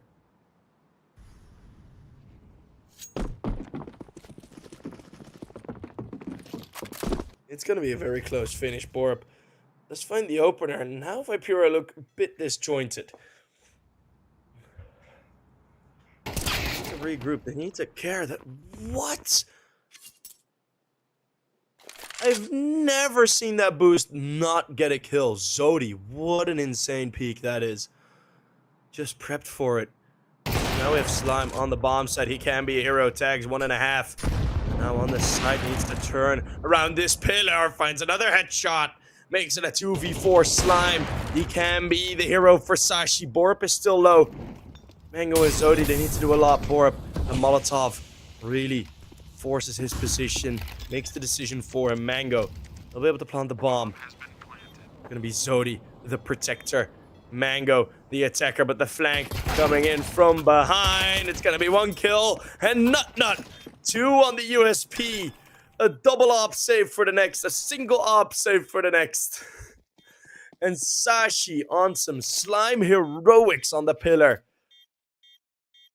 That double kill, absolutely mega in securing that round. Sashi find 11 first.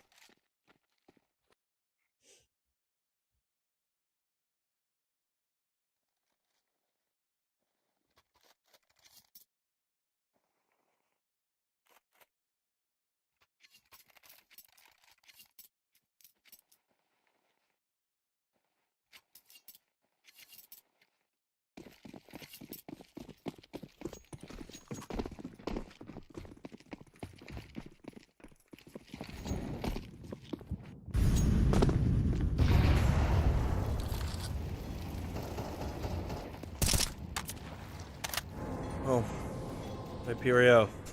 Enough for AKs.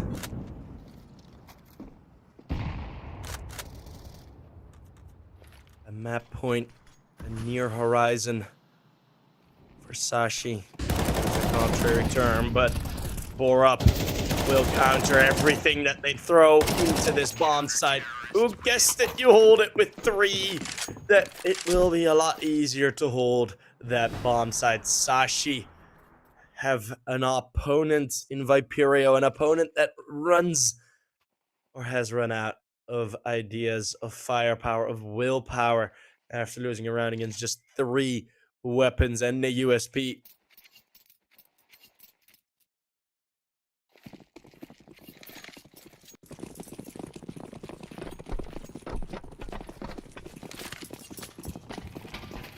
Now it's 3 weapons and 2 deagles for Viperio themselves. Prime is going to be a bit more attentive here on the outside and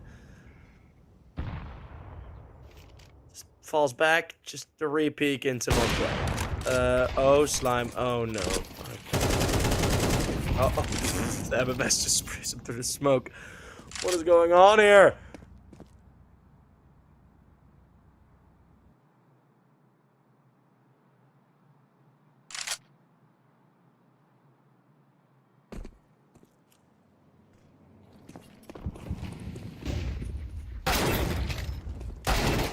Nico, full blind. What?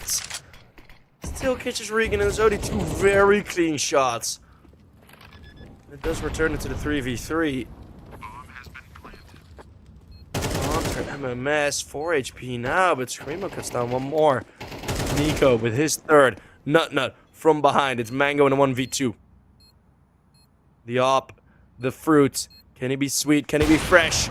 Can he hit the first? Yes. The second will be there. Nico, ripe for the picking, but it's Mango that is the bite taker. It's 11 on the board for Viperio. Bomb has been planted.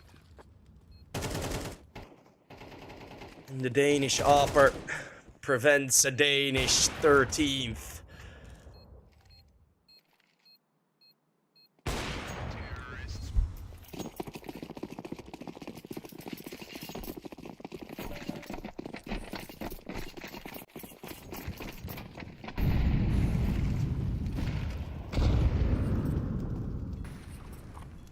Still more than enough money on Sashi.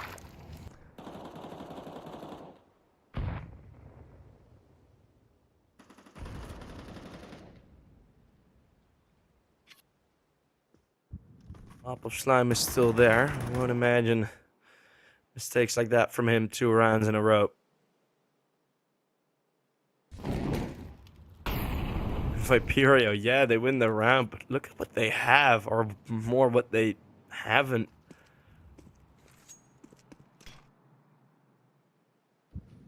Nectana Galil. Slime finding the first. No flashbang in the initial fight. Something Viperio has been doing. Catch some of guard. Prime will be found by MMS. Regan behind the molly waiting for a peek out wide. Nico. Oh, that may be a very expensive missed shot. Because Nico starts running in now.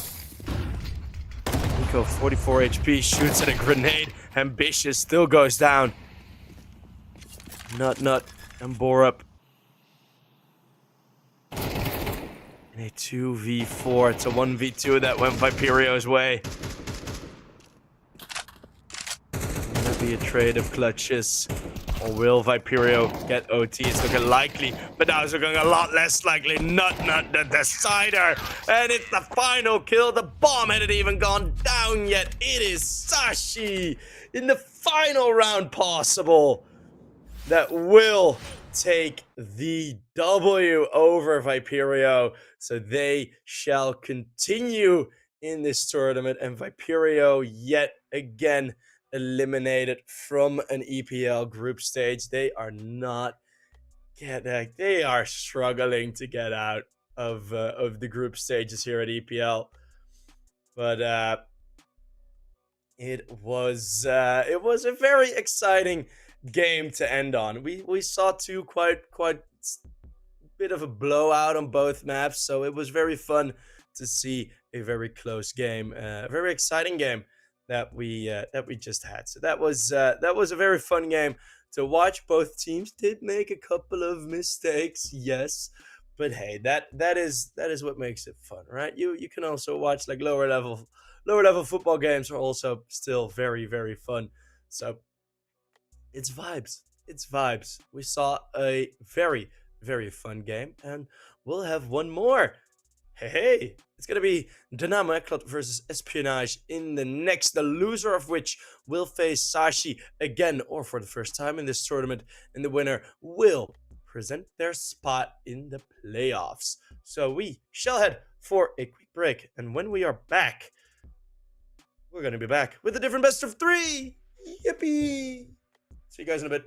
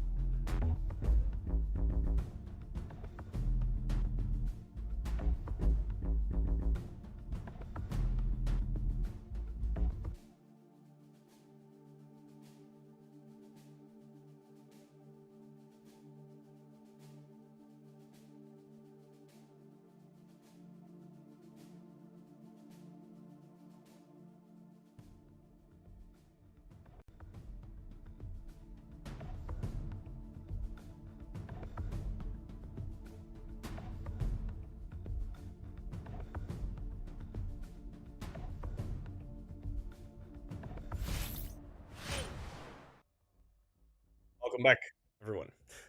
2, EPL, Division 2, Group C. It is the upper match. It is going to be Espionage versus Damo. ECLOT. Espionage have gotten a massive win yesterday over Nexus in the my brain lagged in the ECA Challenger League qualifier. So in the ECA Advanced Playoffs, that was they started one map down and then they absolutely ran through Nexus. And this team has been improving so consistently. And there are a couple of tournaments where no doubt they are putting more focus on.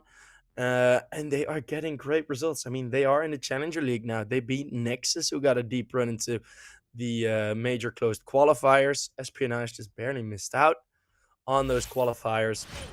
And I think for possibly the next up major in Shanghai, if this Espionage team sticks together, they can really put in some good performances.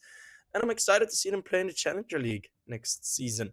And this is the Damo ECLOT, who've also found good form. Finally, they all got the pictures with the jerseys. Lovely jerseys, by the way.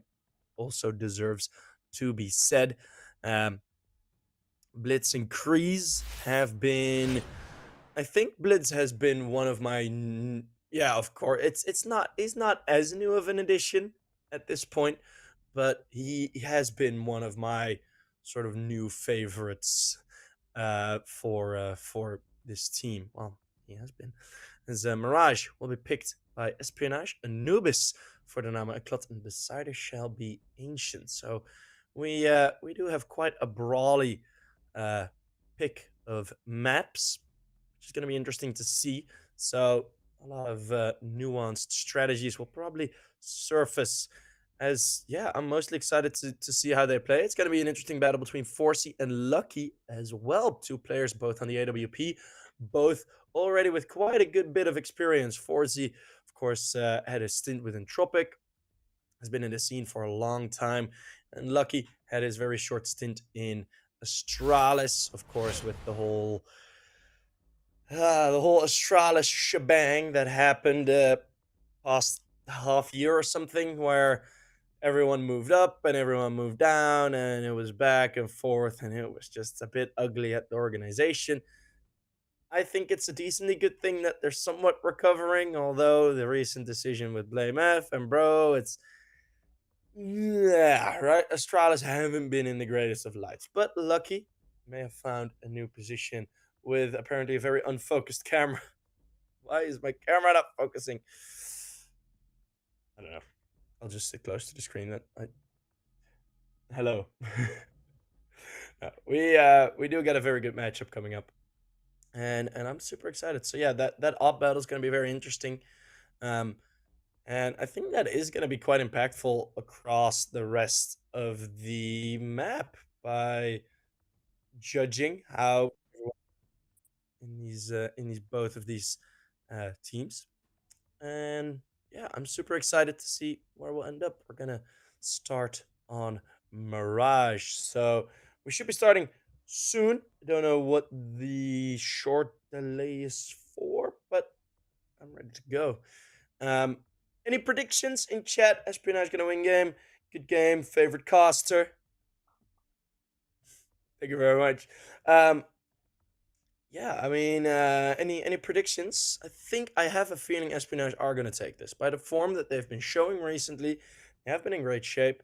And in my opinion, Espionage is a team that should play in Division 1 of our tournament. They have played in Division 1. They have found good success in Division 1.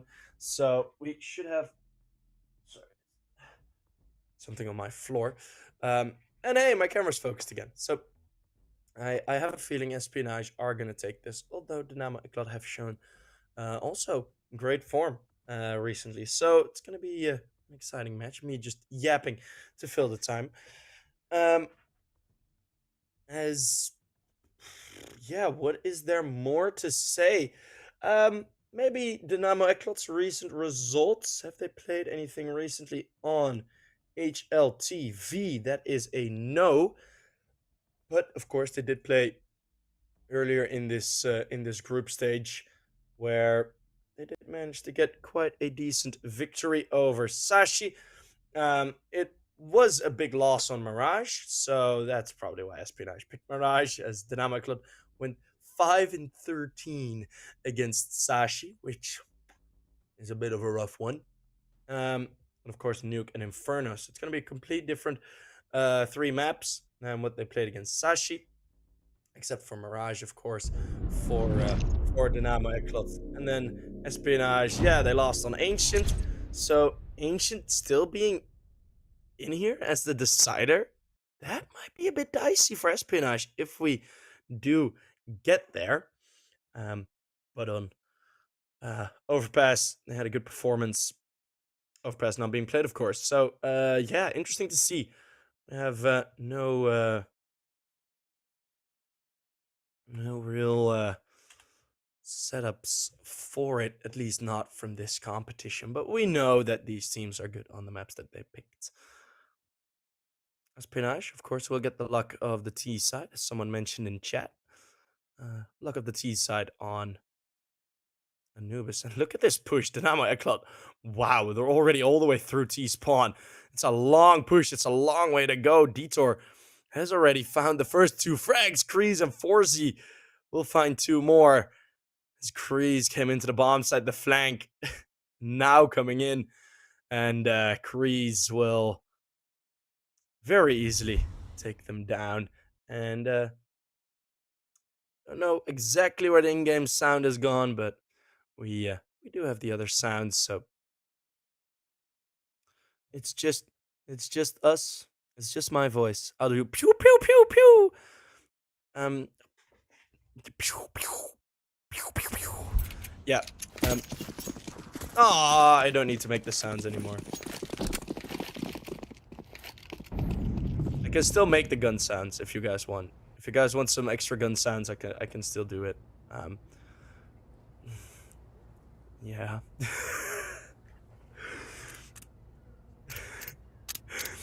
It's gonna be the mid setup and the Tower of Glocks, the cricket strat. Oh, I love it. Baiting Forzy into it. Then it's gonna be flying over Detour. And Blitz. Yeah, they will hold on nicely. Even the wallbang headshot. Collateral. I know you saw that. I did read it. I read everything. Yeah, if your comment gets blocked by a bot, that does mean I can still read it. So, for everyone in chat wants to say something outrageous, I know you're there. I can smell you. Pew! It's just okay, I'll stop. Smoke grenade gets thrown in towards top of middle. Lined up. Berg. Peek out. Some attempts at blitz control, and Espionage missing the window to peek out, allowing Forzy to get a double kill. Blitz chiming in with one more. Where's this side? Ooh. I was gonna say deciding against the Molly. Forced to let go of that Molotov. Can't get the spray transfer. It's still a 1v2. Mr. Control over the bomb site, but not control over the bomb. And in that mid play, it was Espionage just staying a bit too passive. If Espionage, of course, it was difficult to know that ECLOT were pushing up, but if they had peeked from the tap and from top middle or two other players, it's been quite a good hold off on the mid play. But Dynamo ECLOT a bit faster than Espionage expected, and they have shown a lot of aggression. And I like that. Dynamo ECLOT are playing such an aggressive team. They make so many plays. I just love it. I love when they play. And ECLOT or Espionage as well can be a very, very entertaining team.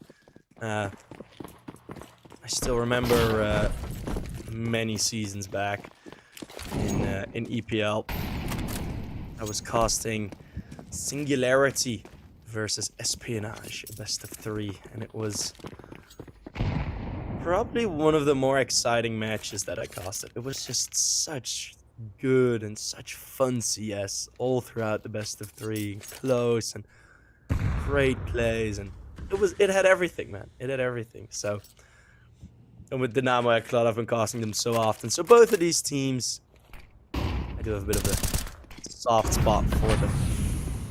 It's a Blitz. It's gonna cut down the first. That's bomb. Served.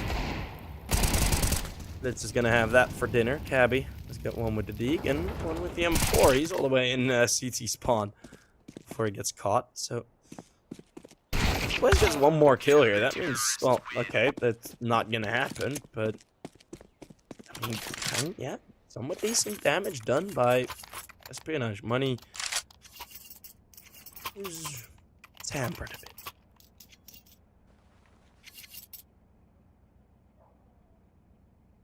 That's what they needed to do.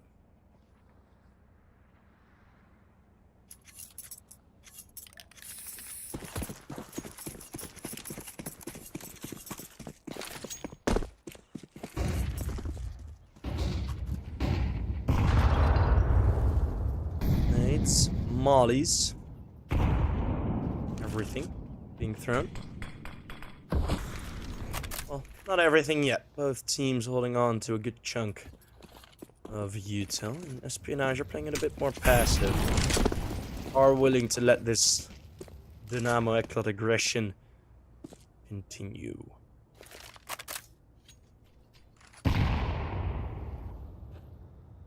Just a very slow round start. Hopefully this round doesn't collapse for either team like the bridge in Baltimore did.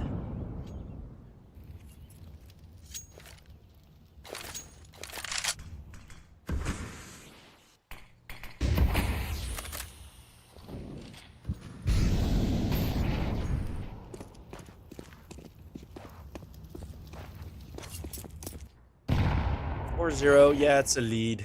It's gonna be fully impactful, not really. Oh, Blitz and Detour continue this mid hold. My goodness, Espionage. They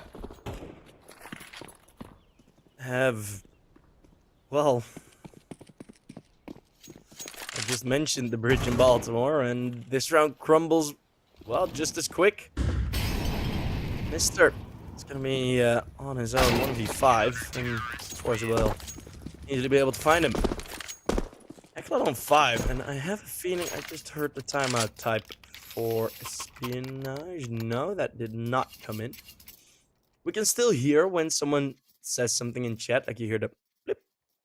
We still hear that, but we can't read it. Which yeah, it's not that much of a problem. Oh, I remember the times where you could still read chat in like big tournaments. Oh, that was so good. That was so fun. Way back when. It was so fun. You just saw a kill come through and then just a player just typing like question marks like, the fuck? Just, oh, nice shot. Yeah, it was fun times. Way back. Forzy getting the opener. Iceberg. Oh, how is Forzy still alive? He even gets a flash assist added onto it. Tech 9 of Iceberg gone into CT now. There he finds more success. Still the one man down. At least the rifles are there. Bomb will be planted. Cabby leaving Iceberg on his own. If he had fought against the Titanic, I'd give him a chance. But whoa, with this double kill, it might be a sinking ship here. Dynamo ECLOT Crease has to be the one to save it. The lifeboat, the raft. He's just gonna stick it. Iceberg, 2 HP. He gets a 1 versus 3.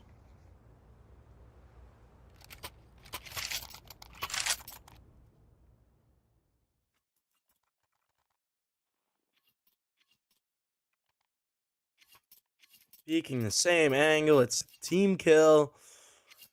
Freeze You had the defuse kit. Don't really know what the attempt was at that play, but an amazing clutch from Iceberg with a bit of help. We all need a bit of help in life, and if you want some help, go to better. No, don't. I was gonna no. I'm not even gonna give them a fake sponsor announcement. Nope. Nope.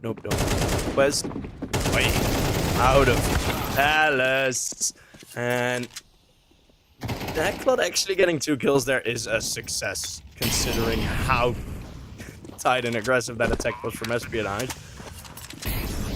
2v3, there's still a bit of a chance. They're gonna flip the edge of the molly as they go forwards. No more util now. And Iceberg with the flank, double kill, inbound. Blitz saves it though, wants to save the AWP. I have that same skin. Although I have very pretty stickers on it. Ooh, speaking about skins and stickers. Still wanted to buy a sticker.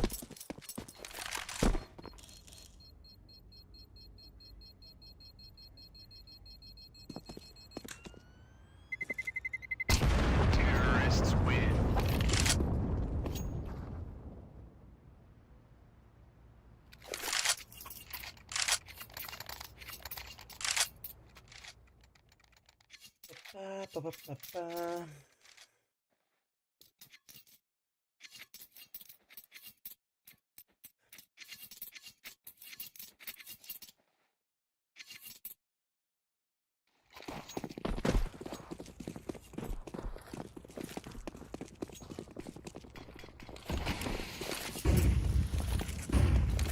Let's see. I'm gonna get the 1 AWP on Blitz and misses his opportunity. He was still cocking back the gun. Gives it back to 4Z. It was initially on the spawn that they gave it to Blitz. Blitz's armor and Deagle. Glass cannon now on 4Z. Moves over towards the B bomb site. The aggressive position from Kreese. See, this is why I appreciate the Damo ECLOT, right? In rounds like this where you know you need to make the play, they do. They push Palace. They go deep in apps. It's those types of plays that are necessary in rounds like this, and teams do it just too little. Detour. It's going to be in quite a dangerous position as soon as this take starts. Flashbangs tried to be dodged, but the Iceberg finding the first kill, and coming behind is Nuke. But he will be found. Lucky. Really having no other area to look towards.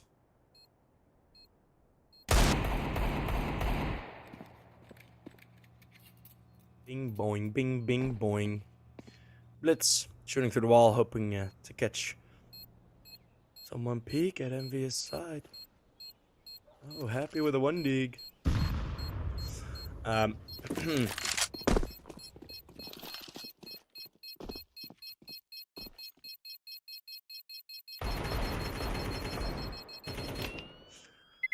have 1 kill going down. Blitz will be found in the window, and Kreese as well. So the AWP at least will be carried over. Kept safe by the AWPer.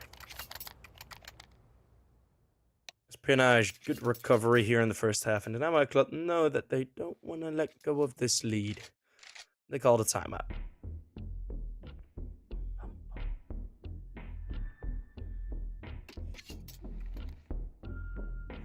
Are there any more stickers I want?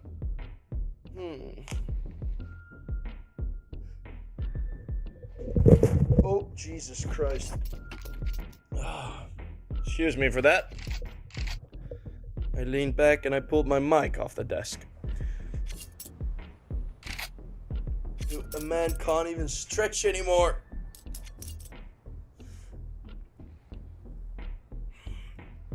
Hopefully that wasn't too loud for you guys.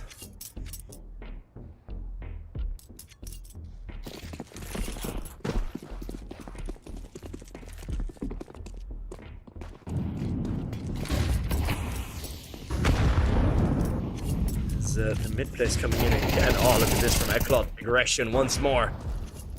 And it's a double on Cabby. Timeout music still going. Forsey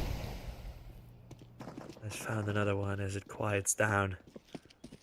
A 2-man advantage. Freeze. Ooh, bit of a fight with Iceberg. Iceberg all alone on the B-bomb side. No threat on his own. And the bomb rotate is most likely going to be found by Nuke. Who's low HP, but he hears it. What is Forsey doing? Why is Forsey in Paris? I mean, oh, he's not involved in the play. Not yet, at least. They can go for a full 5 versus 2 retake, although I think it would be wise to prevent them from getting that bomb down. They will not. They will go for the full 5 versus 2 retake. And that's the first. Nuke, quick with the flank, mister. His walk heard all the way towards the B-bomb site. And Damo ECLOT go for a timeout. And go with the aggression. The upfront play. Putting their guns in their faces. And ECLOT, again, a very strong CT round.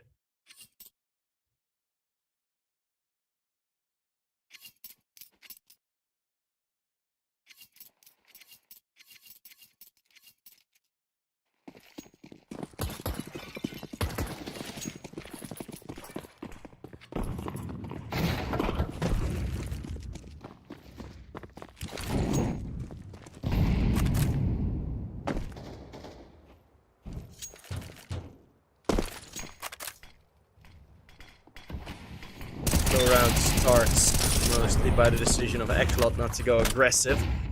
Iceberg yet again alone on B. Forsey, what a peek around the smoke. This is just not really working out for Espionage. Thus far, Blitz with one more. 5v2. Iceberg held back. Mister on the cross. I mean, Damo ECLOT, they're made fools here. All 5 players still left alive. Lucky is going to be on his own. And what a flick that is. 12 kills on the board for Forsey. Espionage made to look like a doofus there. Made to look.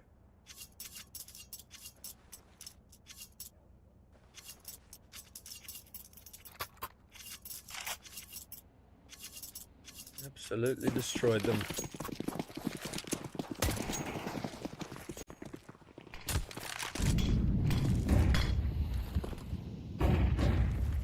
The Lin Vision stickers are so expensive, it's awesome.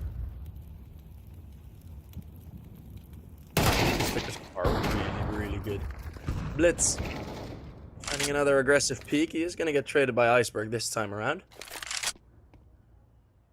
But ECLOT, they're having so much control over the CT side. Might change a bit in this round, though.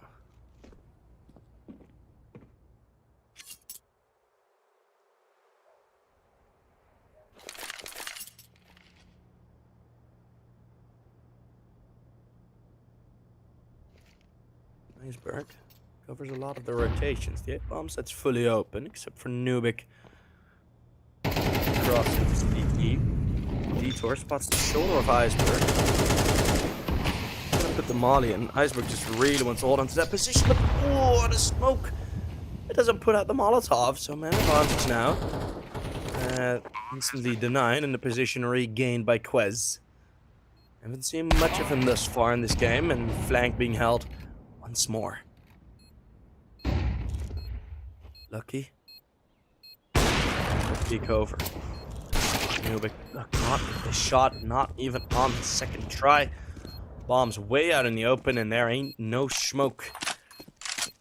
Smoke wouldn't even have mattered if Mister still has himself that grenade. Another flash. Tap on the bomb. Knows both positions, and Forsey misses her shot. 7-4 on the board for Espionage.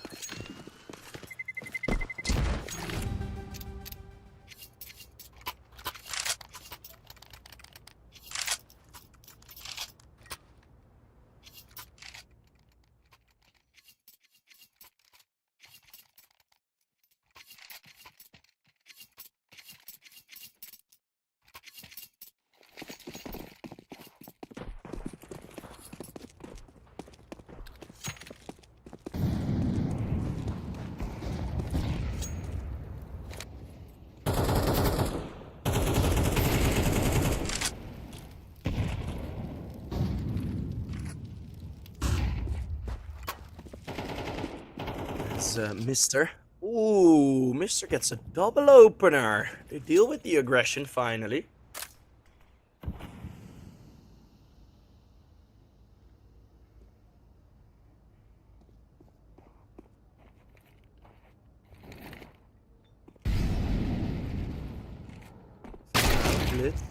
Oof.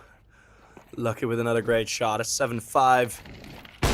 Very, very likely Forzi only getting the tag. And ECLOT will most likely stay on 7. Terrorists win.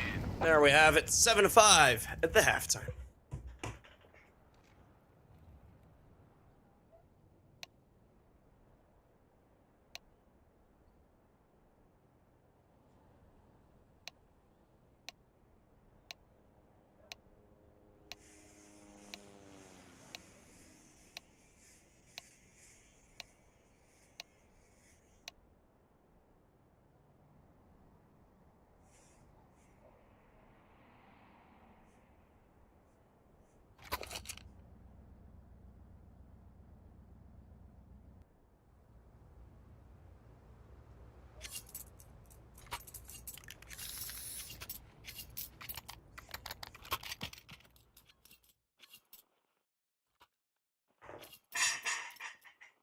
Oopsie.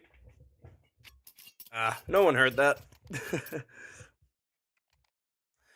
Oh, let's get nice and warm under my blankie. And it's the 7-5 first half done. Let's see where we'll end up here. It's gonna be the rush towards B. Well, slow rush. 3 players are very close by. Also lucky with that util, so spotted. The nades will be thrown in. The flashback is perfect. Quez finding one, lucky finding the other 2 assists, both from Iceberg. They now force the only 3 remaining back, and Espionage looking to go for an equalizer.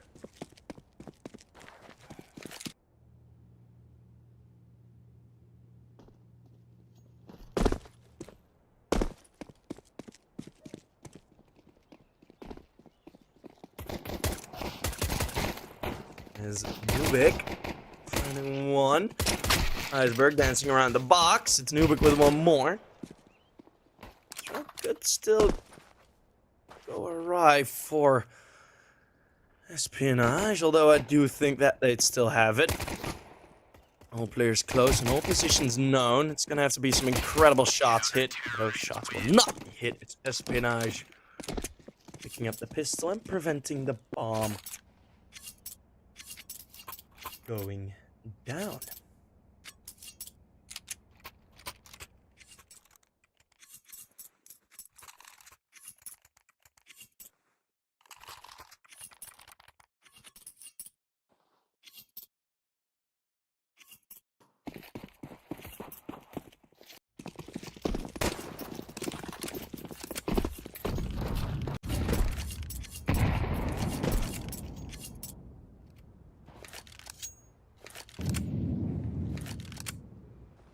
Seven to 6, just the Glock, same position, same start.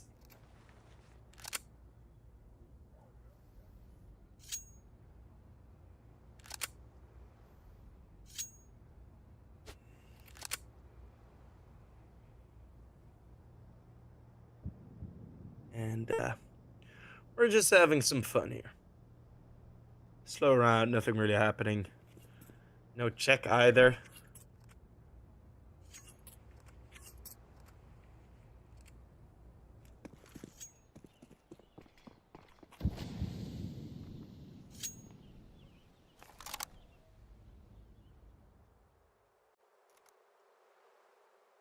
Walking to middle now. It's gonna be lucky. Long range. Lock will eventually find him. Not much happening. Not much happening.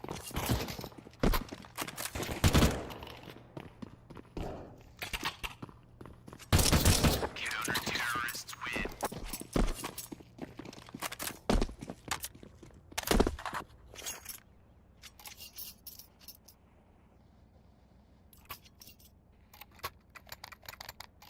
There we go. What's this NPC Acoster? There's nothing happening. There's nothing happening. And I was looking at stickers. But...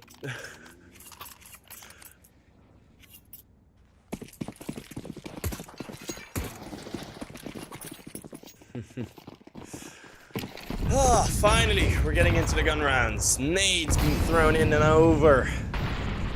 And yet again, Espionage are gonna go for a bit more of a passive setup.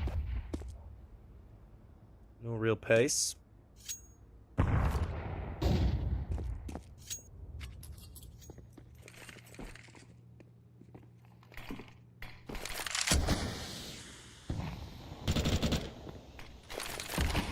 Shots through the smoke of the moth. It's not really connecting.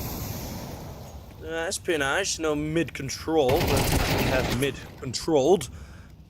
As Detour does find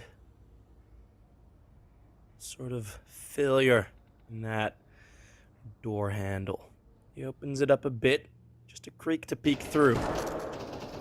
Cabby finds Crease, but Detour was still in that smoke lurking.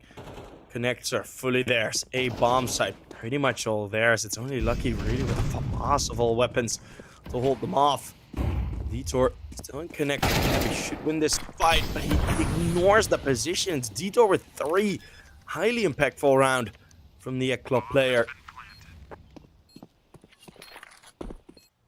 And Lucky could remain, but Nuke, well, Bob, get a headshot here. Well, it's no headshot. Still the kill. And Lucky still tucked into this position. So not really aiming at anything. He's just waiting for someone to cross. But they won't go towards him. Or did he actually crash? No, he didn't. Okay, thank God. He ain't James. ECLOT for his gun round. Pick up a good one. Terrorists win.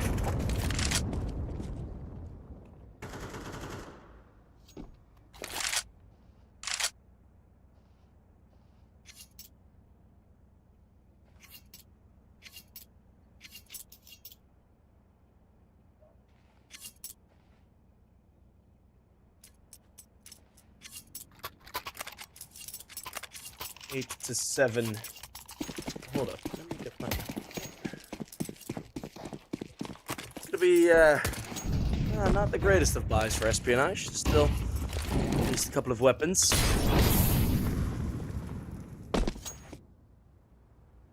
And ECLOT, they're just fine letting these rounds roll out. Detour is a very, very good connector player.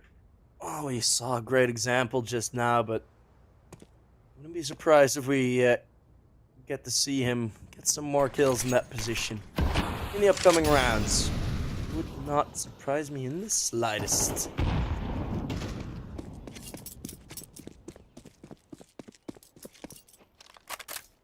CT's falling back, mid-control again, giving up, and the A stack and the A push. So the clear A main, no rotates yet over to the B bomb site. Iceberg is gonna have to do God's work here. And he won't be able to find anything, not even a bullet connecting.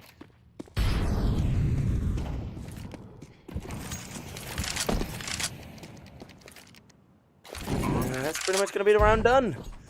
Espionage do not want to attack this. They want to save their armor, save their weapons for the next. This round is a lost cause. ECLOT, 9 first.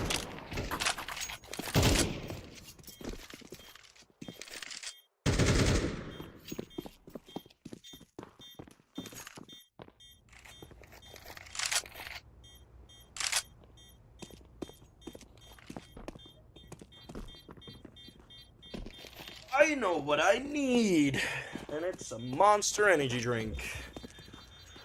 And food, but I don't have food here right now. Ready? So, just crack that baby open. Round winner, Damo ECLOT. I haven't seen Damo ECLOT in chat yet, which is a bit disappointing. But Sashi's instantly playing another game again, by the way.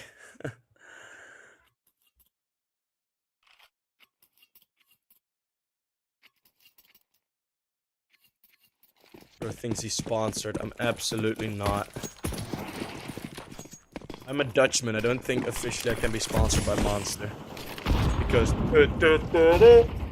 Max Verstappen.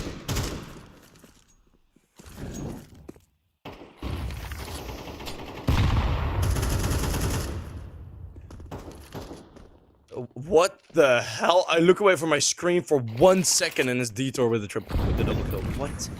Okay, well,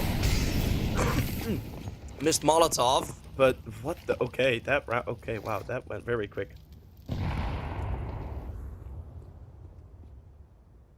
Lucky with the AKs, and he's like, well, where have you guys all gone?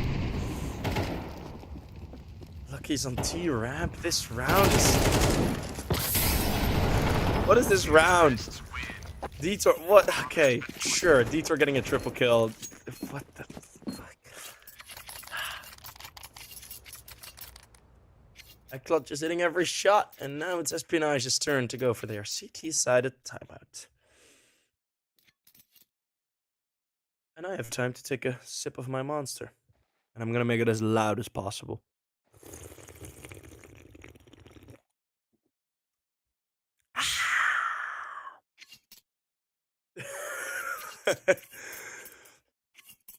I'm sorry. I'm so sorry.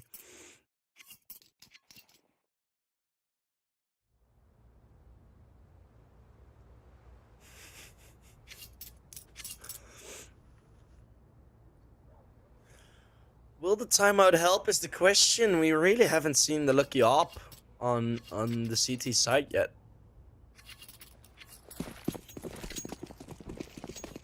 It's been mostly because of these like sort of awkward force buys and back and forths. They won the first 2 rounds, not enough to buy an AWP, and then just kept losing, which causes you to not have enough money for an AWP. Molotov into dark, and it's going to be a bit faster paced here for the Damo ECLOT. They're already at the entrance of the A-bomb site, but look at this rotation. Espionage fighting fire with fire and just flying in. Oh, you're going to take A site? Well, we're just going to go with 4-man and take ramp control back. Kreese. It's going to be on his own. Espionage take the time on and probably just said to each other, guys, just go. Do something.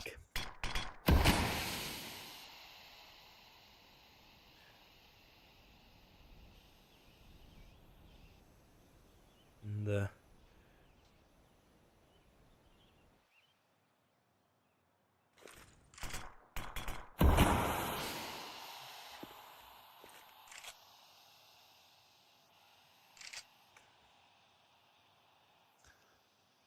he's just gonna be on his own. Maybe.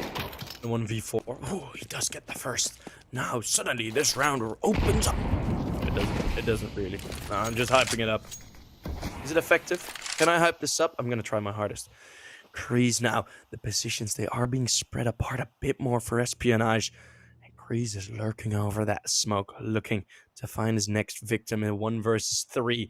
But knowing Kreese, you know that he can absolutely clutch this. It's 7 seconds left, but he's the fastest man on earth, and now he needs to hit the headshots. He will find the first, the bomb plant.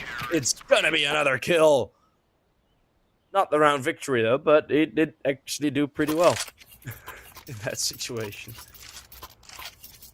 Doing a lot of damage to Espionage, jeez. So yeah, they win the round, but everyone goes down and no money saved. MP9, a FAMAS, no head armor, lack of util, lack of Molotovs. That was actually a really good job done by Kreese.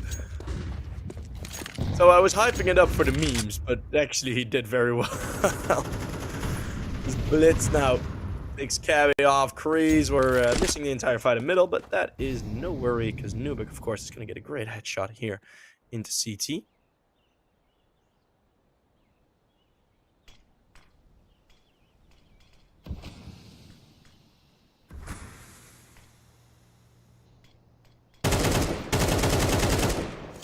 Well, it's not a headshot, but most likely will be a kill. Although those 2 kills in return coming from Lucky made it a 3v3. Keyword made, as it already has become a 2 versus 2. And well, considering that they have about 40 HP combined, don't think it's a very equal 3v2. Lucky and Quez both about a bullet away from death. And they do not want to become death.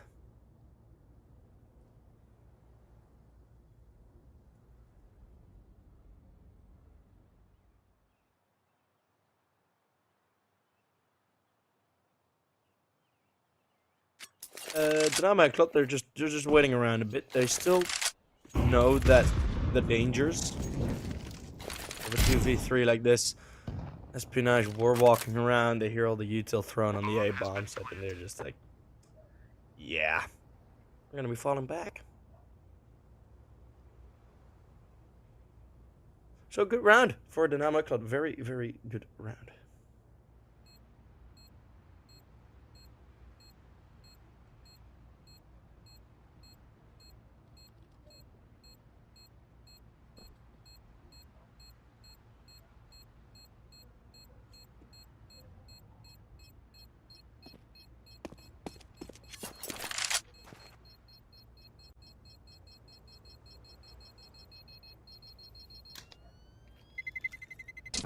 Terrorists win.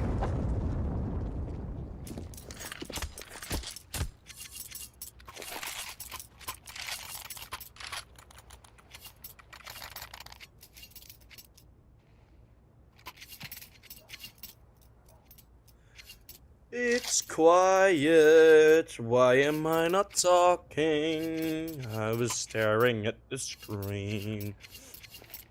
Sometimes I have that, especially when solo casting. I just look at the screen. I'm like, why is it so quiet? I'm like, oh yeah, I'm not talking. Oof. 4Z instantly takes down Quez. And we do have Lucky and Mr. with their weapons. Well, Lucky and Quez it was, but Quez has perished. Mr. also going aggressive, also being found, everything being double peaked. And 4Z coming in with the AWP. It's 1 kill at least, 2 more to find, but 4Z will hold on.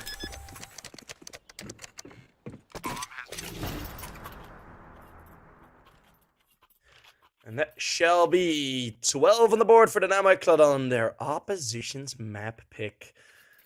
So Damo ECLOT getting a very good run. Is the main channel permabanned? No.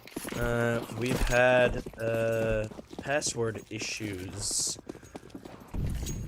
with our main channel. Login issues. So that's why we're here. That's awesome. Mister. We'll find the opening. So Espionage, we got at least get a bit of a good shot at staying alive. As now they enter into the B bomb site. We're still watching middle and Detour. We'll find first frag. 4Z with 1 more. Adding on to it. Still it's a 3v3. Mr. Stuck in an aggressive position. So Blitz peeks out into him. Quez and Lucky to save it. I don't feel much hope for them. As that is 4Z again winning the battle of the AWPs against Lucky. Quez in a 1v2. Can he find it? That's the first. Iceberg did it earlier. And now he needs to be the one to do it, but it's a FAMAS. And he can't make any more sounds if he does. The equilibrium would move out of his way. Blitz, I think, did spot him in return. Smoke on the bomb. Quez is faking it. Oh, the spray, the flick, and the headshot actually hits. Quez did everything perfect. But it's a great headshot by Grease, and that is Damo ECLOT. In my opinion, deservedly winning this game. I mean, the way that they played their CT side, super aggressive, super controlling. And then they continued the same thing. Same thing on their T side, right? Lots of mid control, lots of aggression, right? Always forcing them to have full responses. Otherwise, they just couldn't get the rounds. And then you have rounds of Espionage where they do get the fast response. They do get that success on the A ramp. And I was joking around a bit, right? I was joking around a bit, like, oh, I'm gonna like, ooh, hype cast Kreese and I'm gonna make it funny, ha. Like he's never gonna win the 1v4. Of course he's not. But he still got 3 whole ass kills. And the money was still garbage. And then suddenly you have the FAMAS and the MP9 fighting AK's long range. Of course you're not gonna win that. So even those types of situations, by the grit of Kreese, went their way. And it's very fitting that he is the one to close this out. So Damo ECLOT, start to finish, felt like they were in control. Yeah, they lost a couple of rounds, but that was because Espionage made good plays in those rounds. It's not necessarily like they ever lost their footing. So very, very impressive job by Damo ECLOT. And let's see if they can replicate it on map number 2, which will be their map pick of Anubis. A map where Espionage is also quite good on. And with the addition, Espionage can get the start on the T side. So it's going to be an exciting game. If Damo ECLOT will win, they will probably have to fight uphill against the Damo ECLOT that will start on the T side. So it's going to be exciting when we head over to Egypt for Anubis. Thanks to Panis Umpoos. We'll see each other on the next map.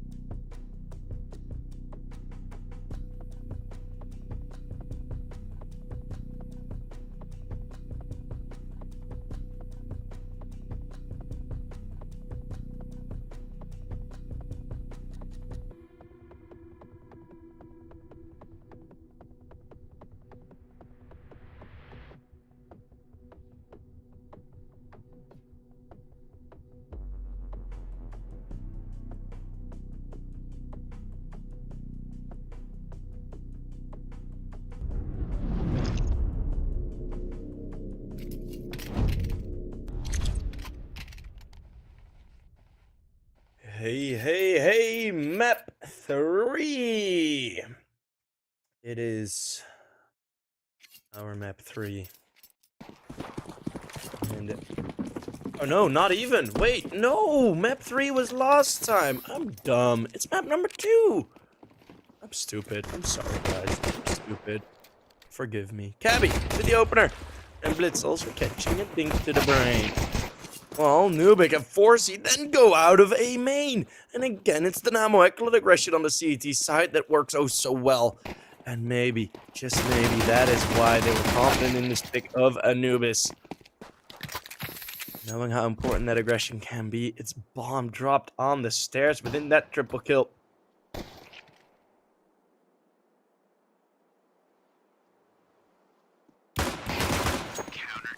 And it's Forcey finishing it off. So, I'm gonna have the first round on the board. Pistol round for the CTs.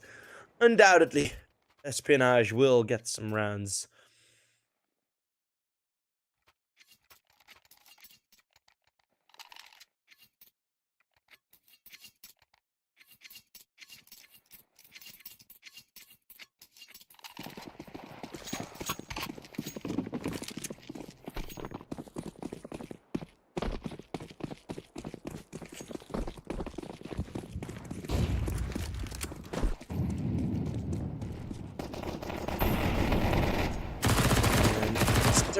We'll find the opening kill with Glocks. It's not going to be most of the Glocks doing the work, but yeah.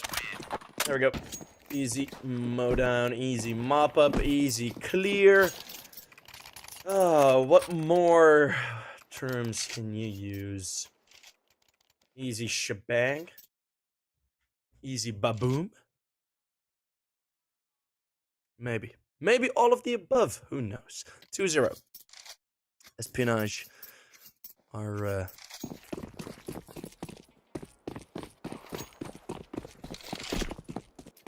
now the AKs. And the Damo ECLOT. Ooh. Let's just jiggle peeking. Expose himself yet.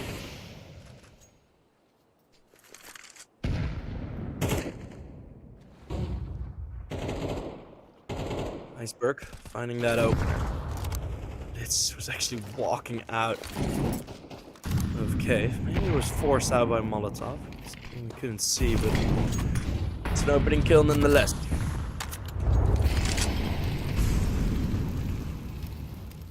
Iceberg. Verge of looking towards Detour. He's very weak. Detour. I mean, with a FAMAS, I don't really expect him to get a double kill there. To be bomb set with. Fully dominated by Espionage. So the first gun round, they're instantly performing, which is a good showing from them. Something that they needed.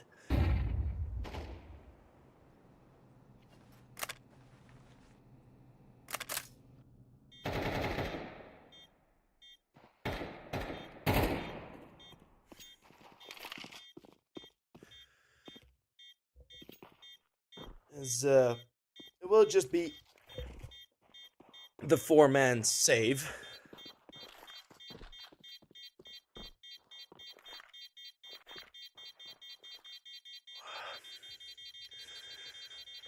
Which, I mean, decent business decision for the Damo ECLOT there. Not a hard decision to make, to be fair. 5 AKs all on the bomb side and the rotates are about a millennia away. Yeah, you're probably gonna go for a save. Gonna play like VP because they're up. I'm gonna play like VP because my CS keeps crashing. No, it's actually horrendous that it happened. But hey. Strategy and jokes go hand in hand.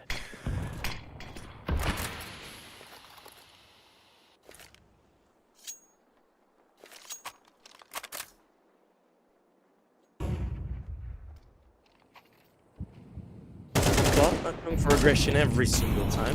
It's the way with it there. Molotov is good, forcing them to split up. But yet, the CT's decent in this defensive position. And then Blitz, the opening kill in Cave. And all of a sudden, you see Espionage doubting their plan. I can tell you right now, retreating wasn't like it was prepared for, but they don't really want this. Because Espionage have a very decent read on it, and there still is the util, right? So they do have the smokes, they do have the flashbangs, and it's going to be in a split. Two players a little holding for this, though, and continuing a spray on such a tight angle, near impossible. Nuke can't add a 6th kill to his kill count. Now he will. Maybe a 7th. Nuke. Raid double. And Detour. Ooh, jumps away from Mr. But oh wait, Mr. Hold on. Mr. on the radio. Stereo. The way Detour moves ain't fair, you know? ECLOT win a 3rd, only losing 1, and then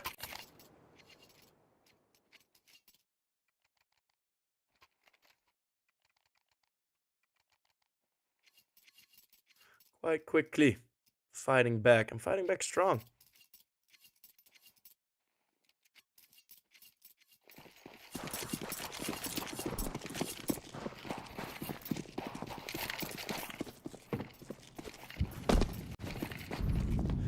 Still, Espionage have options here.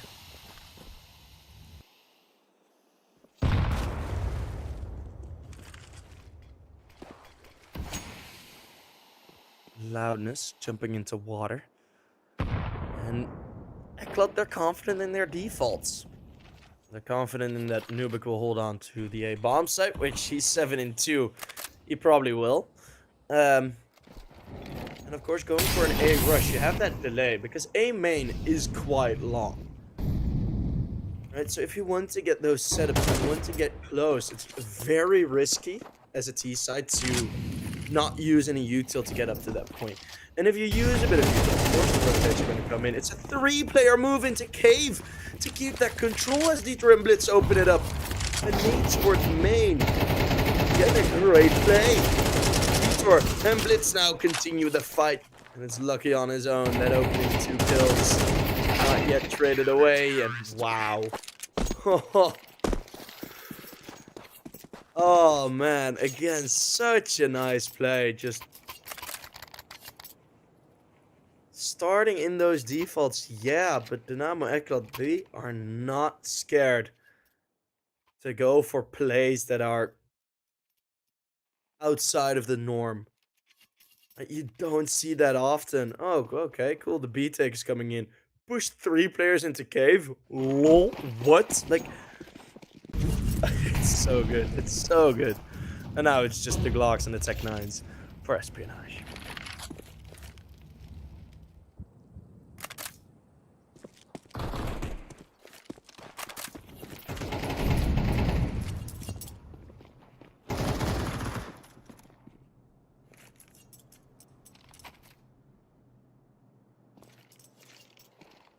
Somewhat interesting.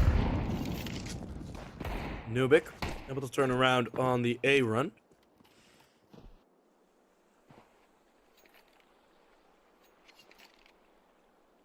Maybe Espionage had a bit too much of a party after qualifying for Challenger League yesterday. Who knows? It's Dieter with a double kill. It still remains a 2v2. Wow, Mr. Another Deagle shot. Now Blitz, is he on time? Yes, drops the bomb. The 1v1 and Cabby's low, that one grenade. Could be a decider, but Cabby's gonna play this in a bit of an unorthodox way. Maybe, just maybe, Blitz is not gonna be prepared. Cabby. Ooh, this is a good chance, but the internal clock. Ah, Blitz, which way are you looking? I think he just, no? He didn't spot it. Oh, this is so tense. It's 2 headshots. That is going to be enough. From behind the missed shot, Cabby still wins it. It's the force, well, the half buy for Espionage that gets them the round. Oh, woo. That was insanely close.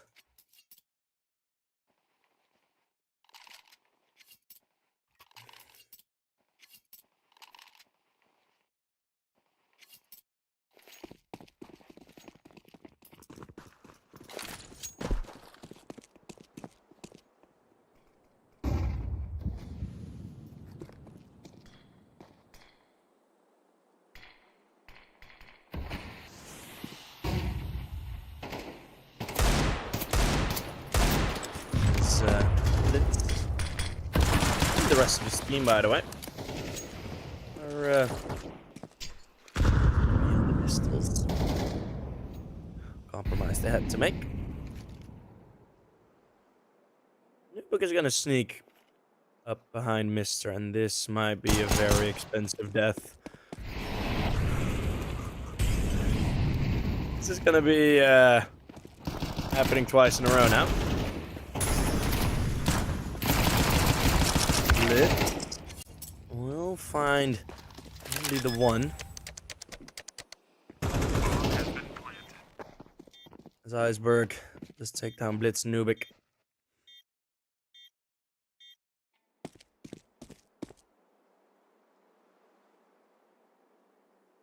After that first kill, got the AK.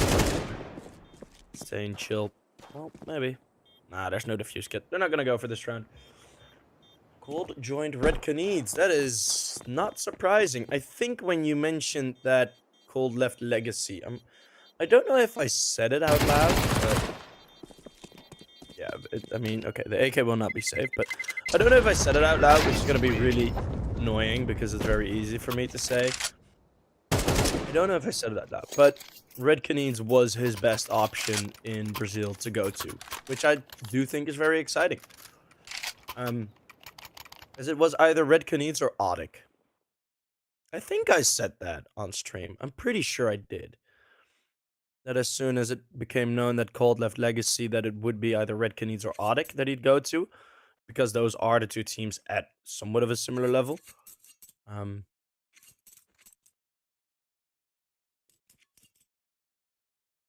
Yeah, I don't know if it's true. I don't think I've seen anything on HLTV yet or on Liquipedia. So it might just all be rumors as of yet. But if he does, it's a logical decision, somewhat.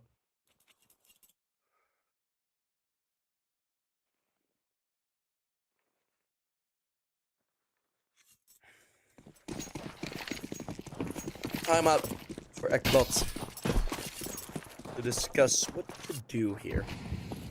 I'm gonna send 2 players over towards the A bomb site, so I'm expecting at least a slight form of aggression. It's gonna be a deep smoke, so control's gonna be there.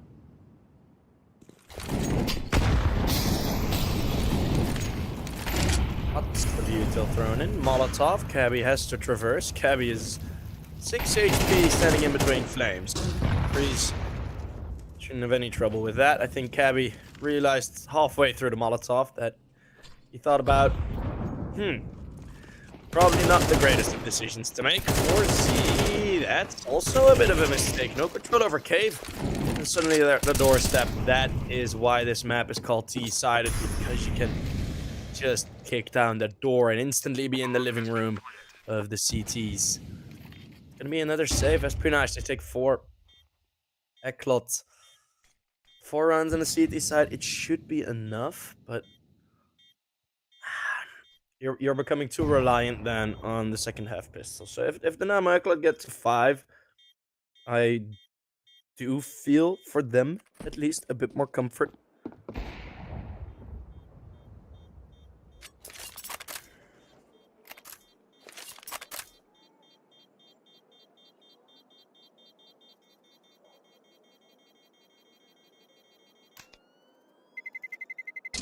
Terrorists win.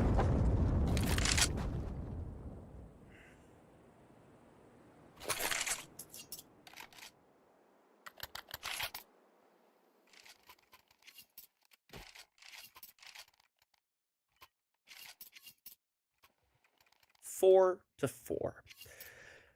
And the Damo ECLOT, as said, played against Viperio on Ancient, but we've just seen earlier today that Viperio can be and is a very good Ancient team, but it was a very, very tough loss, 13-5.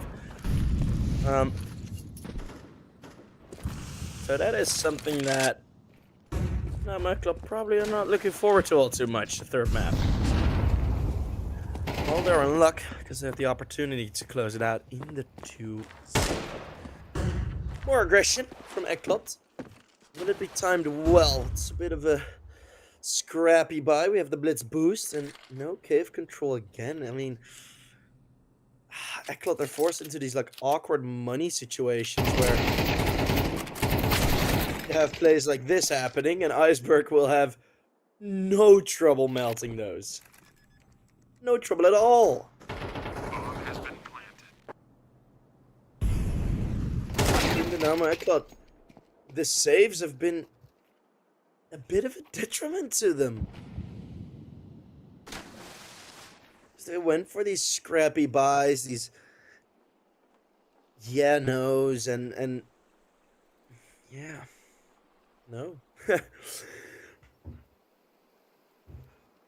I had no idea this game was going on. Oh yeah, hell yeah it is, man. Bonk. Iceberg is just having fun here now. Nuke a bit more fun, 12-4. Terrorists win.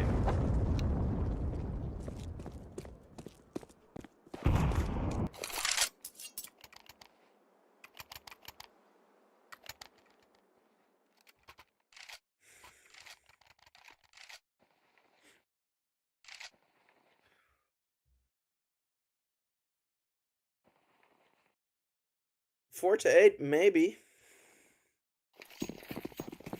But I do have a feeling ECLOT have something, at least. It's weird that as soon as I went for with other plays, that the cave control just sort of got lost in their strategy. So now they're back at it again. Just good to see. And Espionage have a very smart response. A logical response with Kreese. Gabby has not been winning those fights in middle. Like, not at all. I mean, he has 8 kills. He's still playing decent. But the 4 times he's been entering mid, he's just gone down very quickly. it's not really helping. It's not really helping his team. Not at all, really. Ooh, that smoke fades. Blitz. What are you doing? Where's Blitz? What? Is the smoke still there? No. Why? Huh? Lucky finds Blitz. Detour now. All alone on B. Tucked into the same position. Iceberg's, of course, gonna clear this.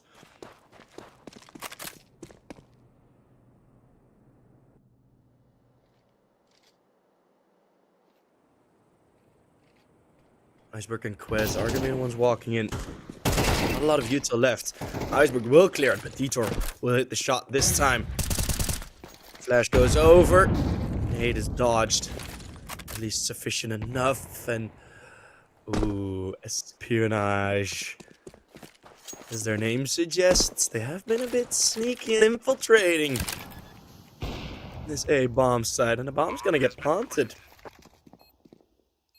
Setups are there, rotates are going to be long. There is one fuse kit. Really, there is the support, and Nuke already finds that kill. 4 versus 2. 2 players are low HP, though. And one is still very far away. And that's Quez.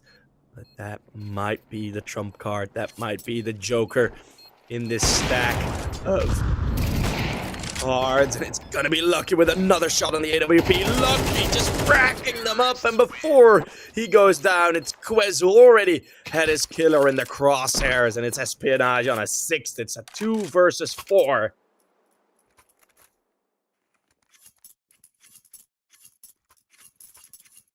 It will be won by Espionage.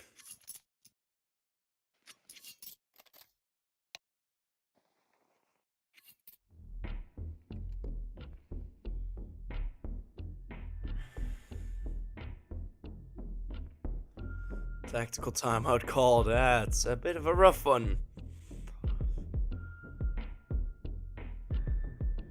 They did have some good investment.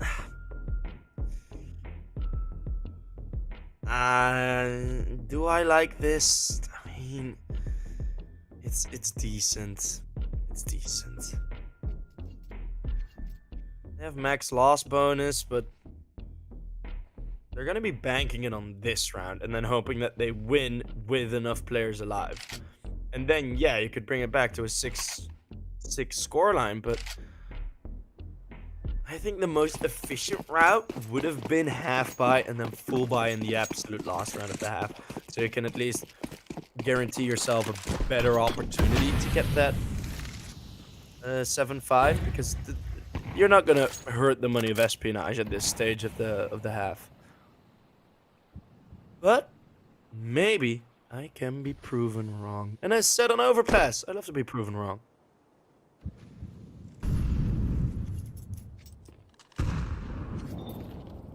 Fourth word in that sentence is proven. No, I just called wrong. Let's see. 2 SMGs. We have Blitz in a close range angle using that one. It's gonna be 3 players mid. We haven't seen mid aggression from the Damo ECLOT. It's something I really expected to see. This Cabby this time does find an opener on middle. Also gets taken down instantly. Nuke on the side. He hasn't had many holds off and he forgot his route to escape. The nade is still good and the flashbang as well. So he holds on for dear life. Rotates again and maybe a bit over eager. Not even expecting to play through middle as they just got the kill on Cabby there. Quez. Smart decisions. Blitz now is going to be in B main. Ooh, peeking out a bit early. Gets a kill at least. Arc hits Quez. He is holding this rotation. Nuke is going to go down more. Where that came from. He's going to reposition. Forzy's being loud about this. Both players are here.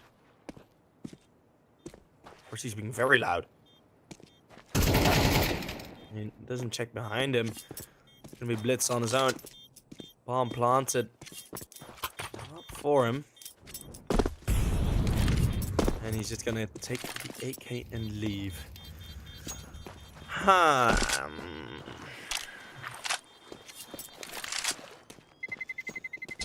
Terrorists win.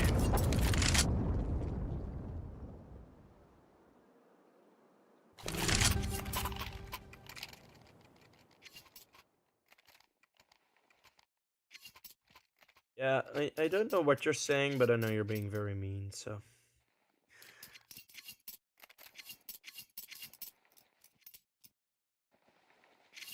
Well, last round of the half, a 6-round streak.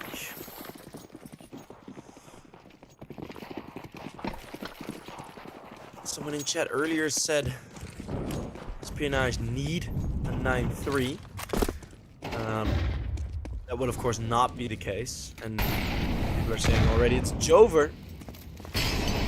But Espionage don't have the 9-3, so I don't know what you guys want.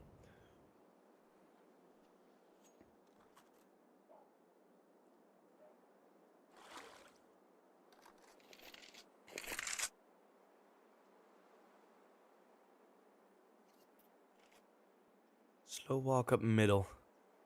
Mr. Cabby and Quez. This time Cabby has a bit more support in the mid play. Maybe it'll work out for him. Who knows? Forzy traded. Man up still there for the checks.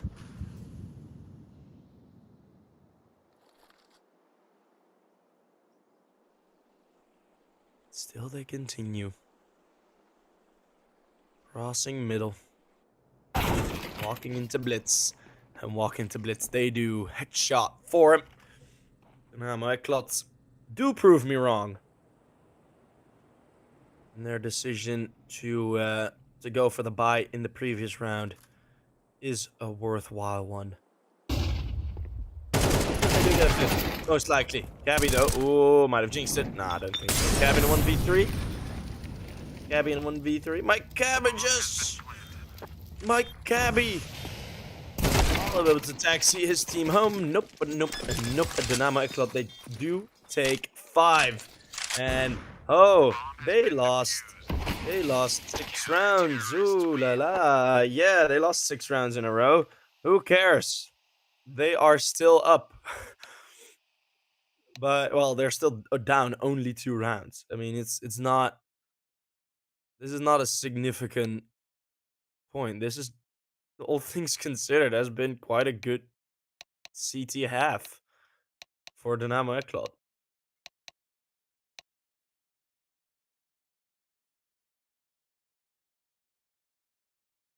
Yeah, decent.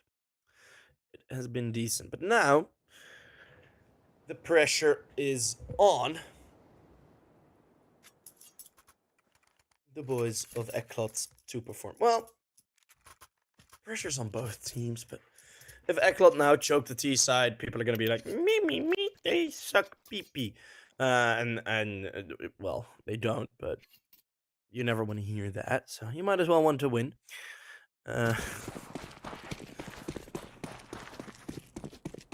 Let's see. This round's gonna be mighty importante. Damo ECLOT already won the first. That was with relentless aggression outside of A main. And A main will be the fight of choice that they'd like to take. Although, some falling back, some movements. Footsteps now heard. That's a smoke. Well, it's not a wall. You can still go straight through. They're lining up util for the B bomb set. I think they're just waiting for this bomb to, or for this smoke to go away. Espionage very static. Very static on the defense. Only now do the moves start coming in, but it's the USPs. Lucky still blindsided. It's nothing for ECLOT. Absolutely nothing.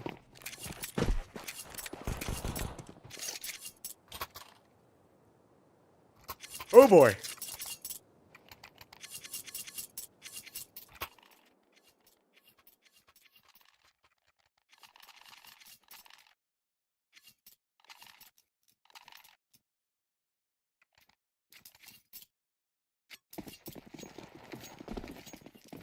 That's a very strong pistol hold, and they were just unaware of the possibility that 2 players could be in cave.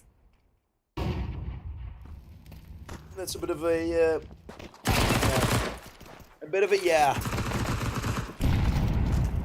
That is Cabby and Lucky with the SMG kills.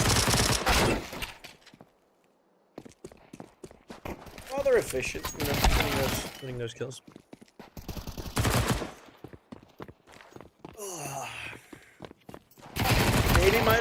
Maybe my second to last map before vacation. Oh, I'm so excited for the major, man. Detour doesn't have the bomb, jumping around every single corner. Tell him the script. Endless, you were there when I made the previous script joke, right? Counter-terrorists win. I know a couple of you guys were there when I made the script joke. That knife is beautiful. Oh my god. Cabby, show your knife. No, show your knife. Ah. That knife's okay. The knife of Cabby is beautiful. Beautiful.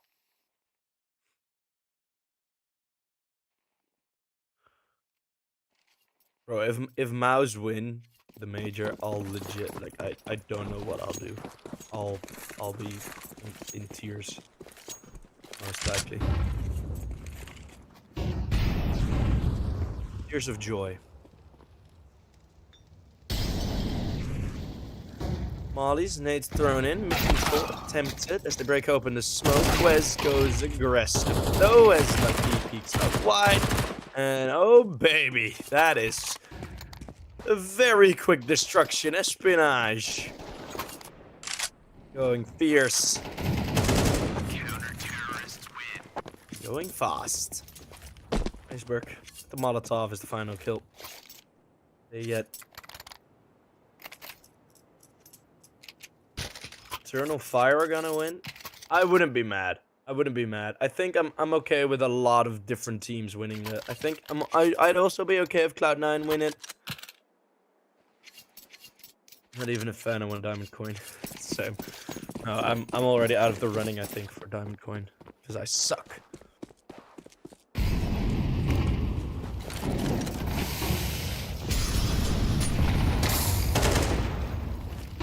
Cabby. We're holding them off in middle. Nuke only gets the one entry. Still holding on nicely. And then Cabby coming in. Mow down. Espionage on 11.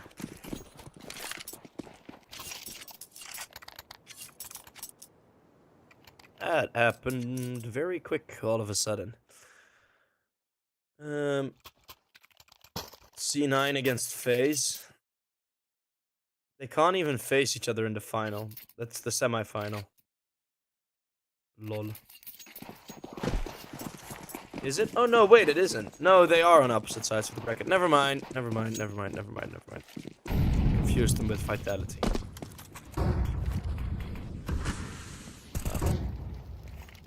It's gonna be, I don't know. So many teams can win it. I'm just gonna enjoy my time there. And hope Mavs win, but... Aggressive position already from Detour outside in B on the pizza platform. He's gonna find himself a kill. 3 players here. Nuke gets another entry. Detour, he is still here, but Ivan just hasn't shown himself. Nuke, another great opener, and then Detour chimes in. So this may be the start. This may be the start of something big, something chunky, something round. Chunky! That is one of the better ad-libs in music. I like him big. I like him chunky. Chunky! It's so good. It's so good. Oh. Quez. Yeah. Quez. That's it. That's the call. Topcaster, hire me. On Twitter. Quez. Terrorists win.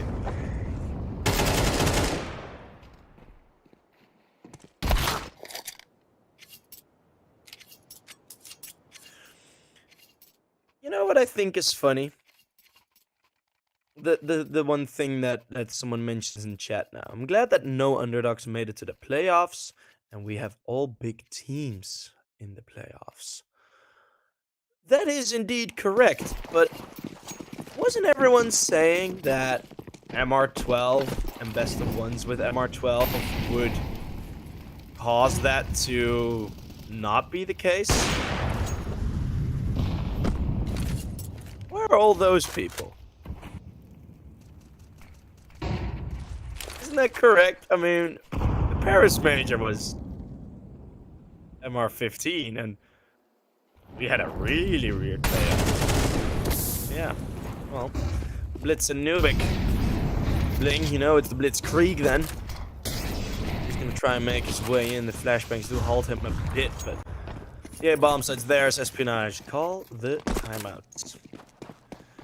And hey, it is the T side that ECLOT are on. You mentioned that 7 theory is not enough. Espionage. We get a very good start. Their aggression slowing down a bit though. Now, they are scaredy of the AKs. It's game time. It's game time. Game time. It's game time. It's game time. It is game time. We are saving our weapons. Yeah, well, one good entry frag. Is it frag? Anti-save frag? I don't know the term. But it's 7.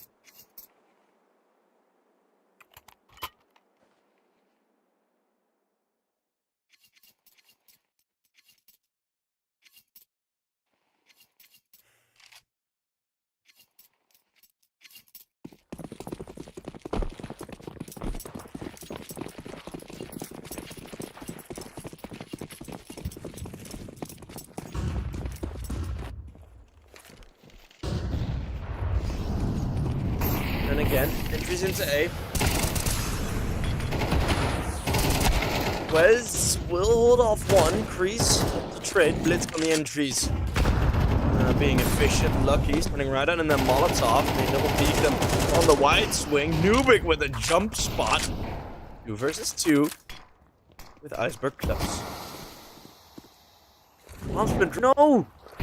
Bomb's been dropped all the way deep in. All the way deep into the bomb site. Missed, sir. And, Iceberg, they have something to defend now. Oh boy. I'm gonna try and peep over the smoke. That is, impossible. Only 2 flashbangs left. That's on Kreese. And they got a double stack in this smoke. And that is a lovely call. Espionage 12 would surely be there. Kreese, though, will be traded.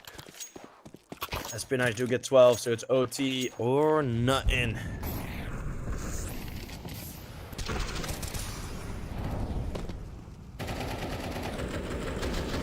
Really did nobody laugh at my game time jokes?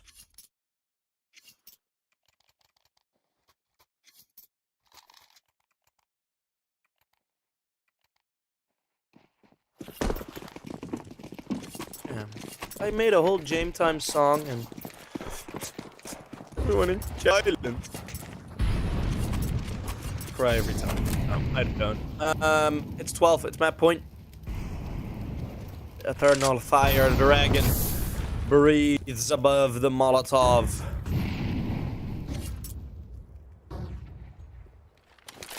What was the thing? The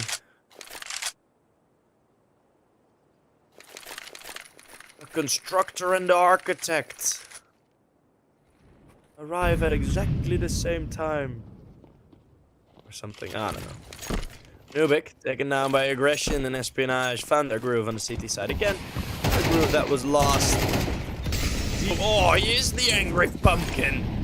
2 headshots into the B-bomb site. They don't want to give this one up yet.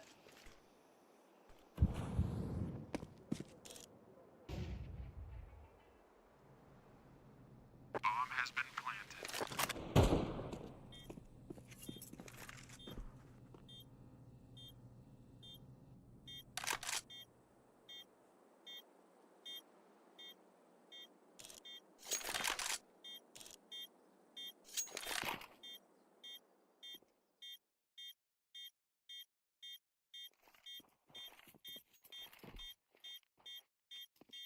As that timer ticks away, Espionage know they have more than enough of a buffer.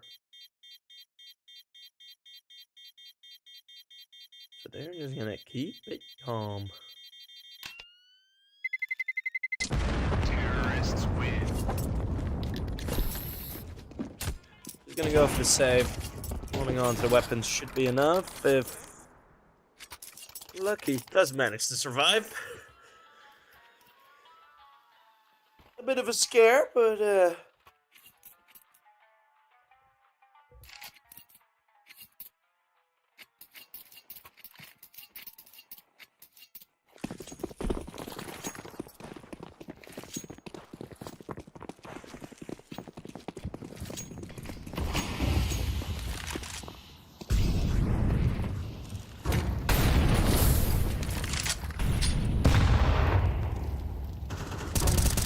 Cabby, ooh, looking through that smoke, not seeing anything yet. Is that a prediction? Is that a spoiler? Both. I think it's a prediction. I'll let you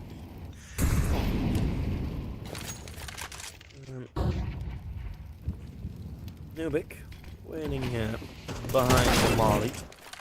Bit of a scrappy buy for the CTs, but it's a good hold. Quez, though, eventually gets pincered in. Clutch Iceberg still has the peak. Mr. So good trade, and Lucky brings it into the 1v1. Oh, everything here coming down to clutches. It's either a clutch or a clean save. Last clutch went the way of Espionage. Now Lucky gets the information. I don't know if Nuke heard it. Maybe. Nuke. Oh no. Nuke. Oh, this is so tight. This is so close. But the AK does have the good gun. ECLOT. Keep it rolling.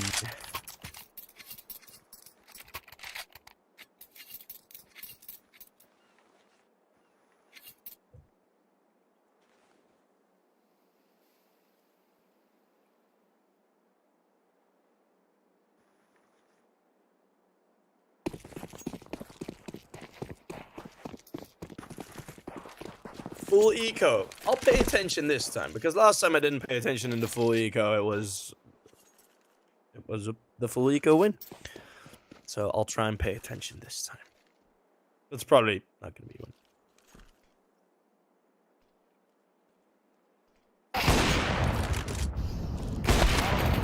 one. Ooh, shot from Forzy. Only the one though. I don't think this save will be. Mr. gets a Zeus kill. Woohoo! Mr. with the Zeus. Hell yeah. Oh, that's cool. Yes. I agree.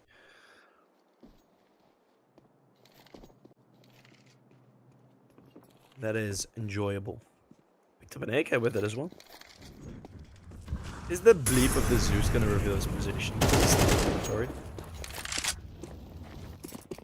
I'm curious now. That might be a bit of a waste of a molly, but want to run fast. Work on the position. Blitz knows the timing is either before or long after that smoke blooms, so he's ready. And 10 to 12. The weapons can come out again. No AWP though for Lucky.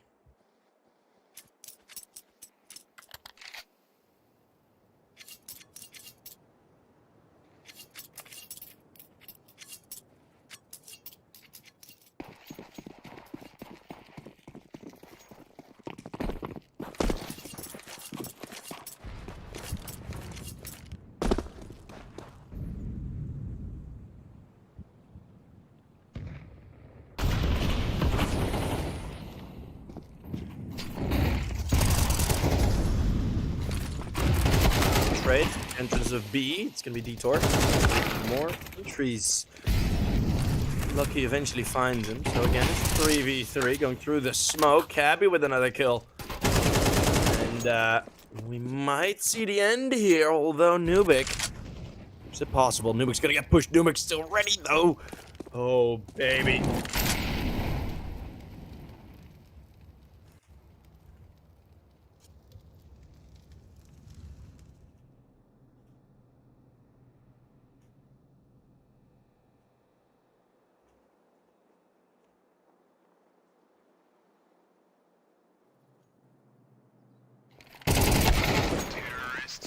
And the peek into middle will be found. Lucky takes the kill.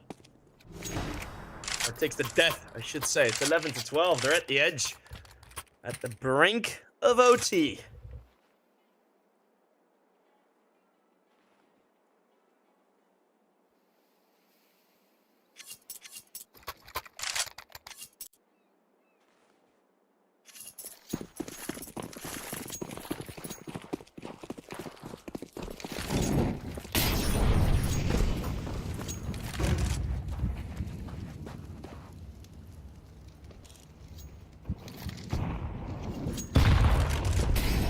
Scrappy buy to defend.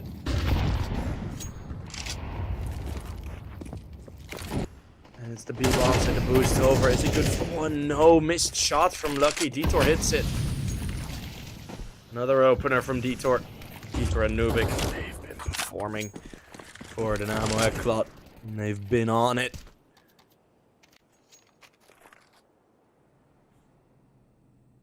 One man advantage. ECLOT don't want to rush into things. They don't know what might be lurking on the other side. For example, push through mid. Iceberg is not looking upwards. The mid play already finding its first success. Gabby might be its second. Gabby, ooh, let's find a kill. Keeping it at least somewhat possible, but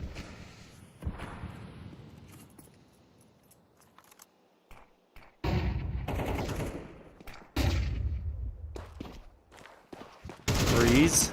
And we walk into B bomb site. It's Detour with another frag. Traded again, Cabby. He's holding on for dear life. But a FAMAS is not going to be enough. And a 1v3 will not happen. It is Damo ECLOT getting 12-12. We are here in overtime.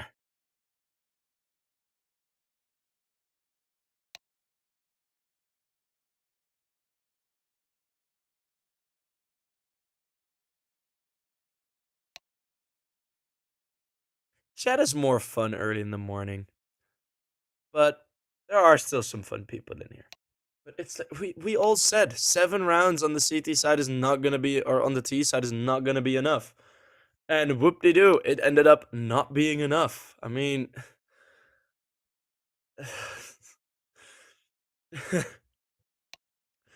it is yeah.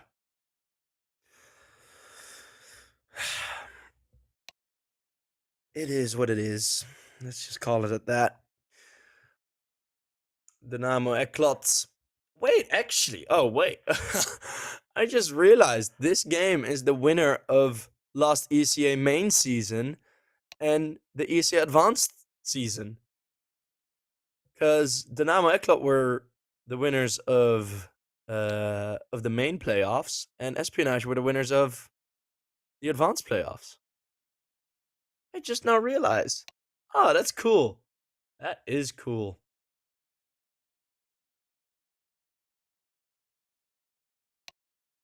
I don't know if that has happened often. Well, of course, the winners have faced each other, but like right after the victories? Huh. Pretty funny, not gonna lie. We do have quite the long break. I could have used this to go to the toilet. I really need to pee. I mean, that monster energy is ruining my bladder. It's edging my piss. That is such a horrendous sentence. I apologize profusely for what I just spoke.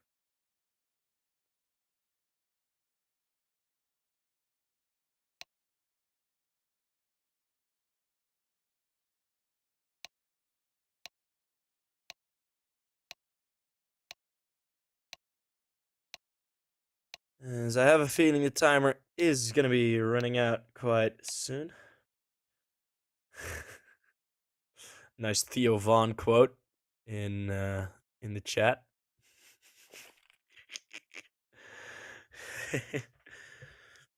I know my culture.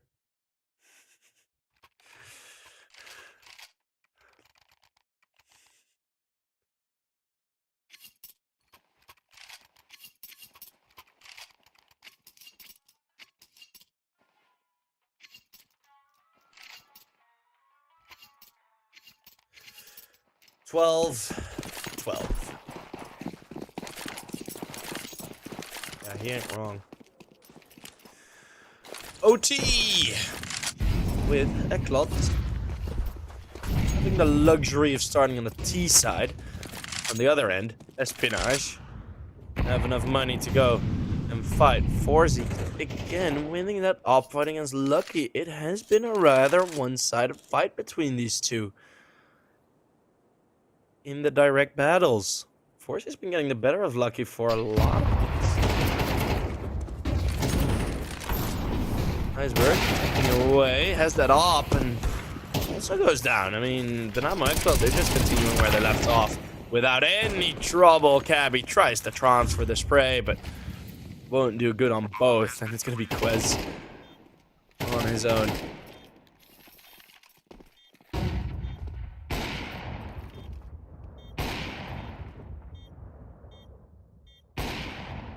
Maybe he can get the 1 versus 5 clutch. No.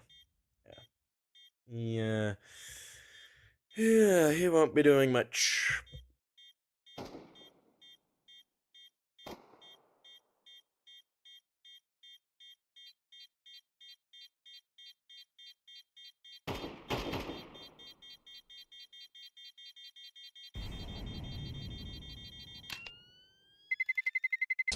Terrorists win.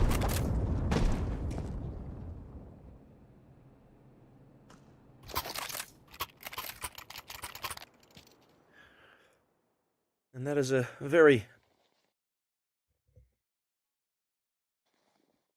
You know, sorry for spoil doesn't really do anything, right? You're still gonna get banned for a week.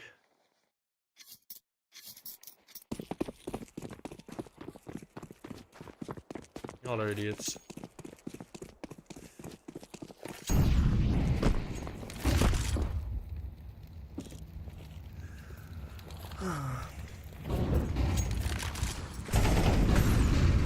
Let's see, Iceberg aggression outside of B yet again not working out. Mr. spotted, 4Z held on for the trade kill. Mr. Donate will be found. It's just a dominance from ECLOT. Lucky does win the op fight this time, but it's not worth anything. He gets traded instantly. The B bomb site falls. Quez and Cabby on their own.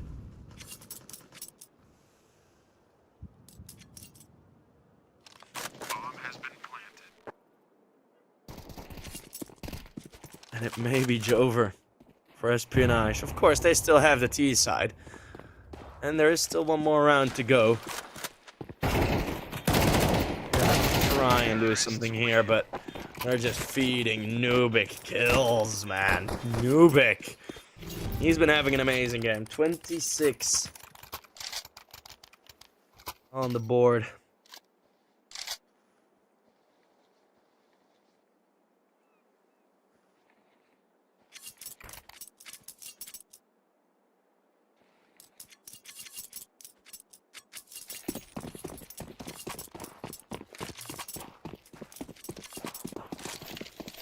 If Espionage win this one, there's still a very good chance. It's the double AWP setup. Again, last time they had it, we didn't really see much of it, did we?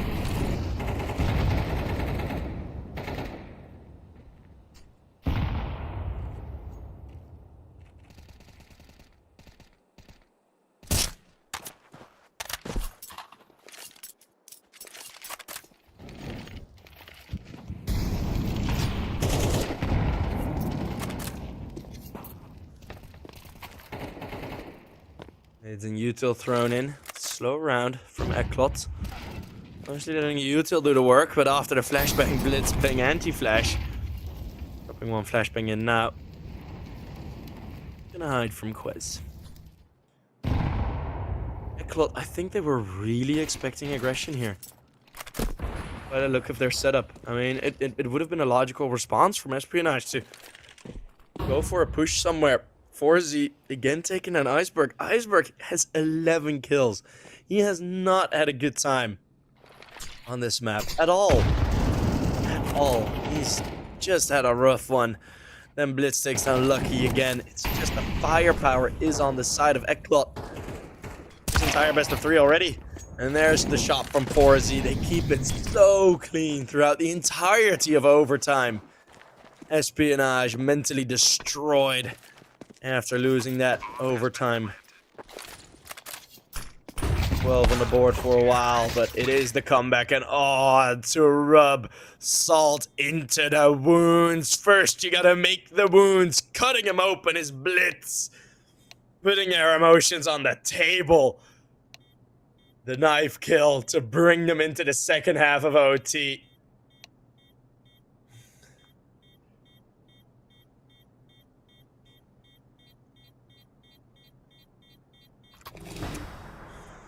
That is just a show of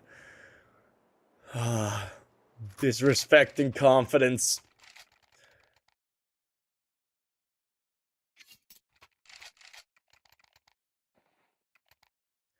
ECLOT won 5 rounds. Well, Espionage did as well, otherwise it wouldn't have been an overtime, but let's see. 1 CT round is all that ECLOT need.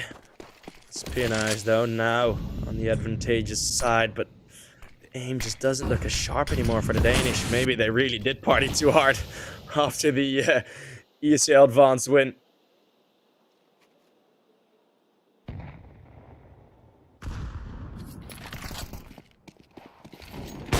Forzy will get the first double hole in mid. Kreese with one more. Forzy trusts the molly.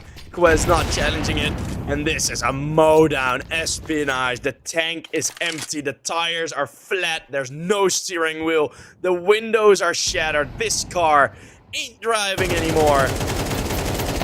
It still has Mr. at the front seat, but even that doesn't hit. It is nothing connecting anymore. Damo ECLOT destroy their opponents. And that was some impressive gameplay. Damo ECLOT again showing great form. Espionage not really getting to their potential. Yeah, no, I think after the late game that they had yesterday, I do expect some celebrations to have happened. Maybe not as much of a preparation for this game. And hey, it is a double elimination. It is what happens, right? It is sometimes teams, right? These schedules are so busy. Damo ECLOT, they secure the spot in the playoffs. Sorry, had to do that. They deserve the spot in the playoffs. They are there. I have pretty high hopes that Damo ECLOT will still make it into the Damo ECLOT, sorry, that Espionage will still make it into the playoffs. They will have a face-off against Sashi. Of course, two Danish teams. It's a pretty local rivalry.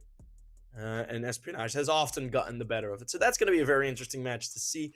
I do still think Espionage will get in, but well, we have one confirmation of who's in, and that is Damo ECLOT. So congratulations to them. Nuke and Detour both played amazing games. On both maps, they were fragging out hard. Detour so consistent, with high frags, kills, entries, and Damo ECLOT, especially more recently, they started playing like throughout the last half year. Their games have become more and more fun. The way that their setups are, the way that their CT sides are aggressive, pushes, creative. Their T sides, their entry frags are always have that spark to them. And I just like it. I like watching Damo ECLOT play because they play a very, very fun game. It's exciting. I like that. I like it. And they win it 2-0 now after a pretty magnificent comeback on the T side of Anubis. Of course, a spot where comebacks do happen. Thank you guys very much for watching. Hit us up with the follow on this channel because, of course, we had a bit of the login issues with our main channel. So follow us on this channel, follow my personal, and this was my last cast. If you want to see if you want to see more of me or whatever, I'm going to be wearing an orange hat or a sheep hat at the Copenhagen Major. So if you're watching that, maybe even betting on that, I'll be watching in the stadium. I'm super excited. I'm going to have fun there. So thank you guys very much for watching, and see each other next time. Peace out.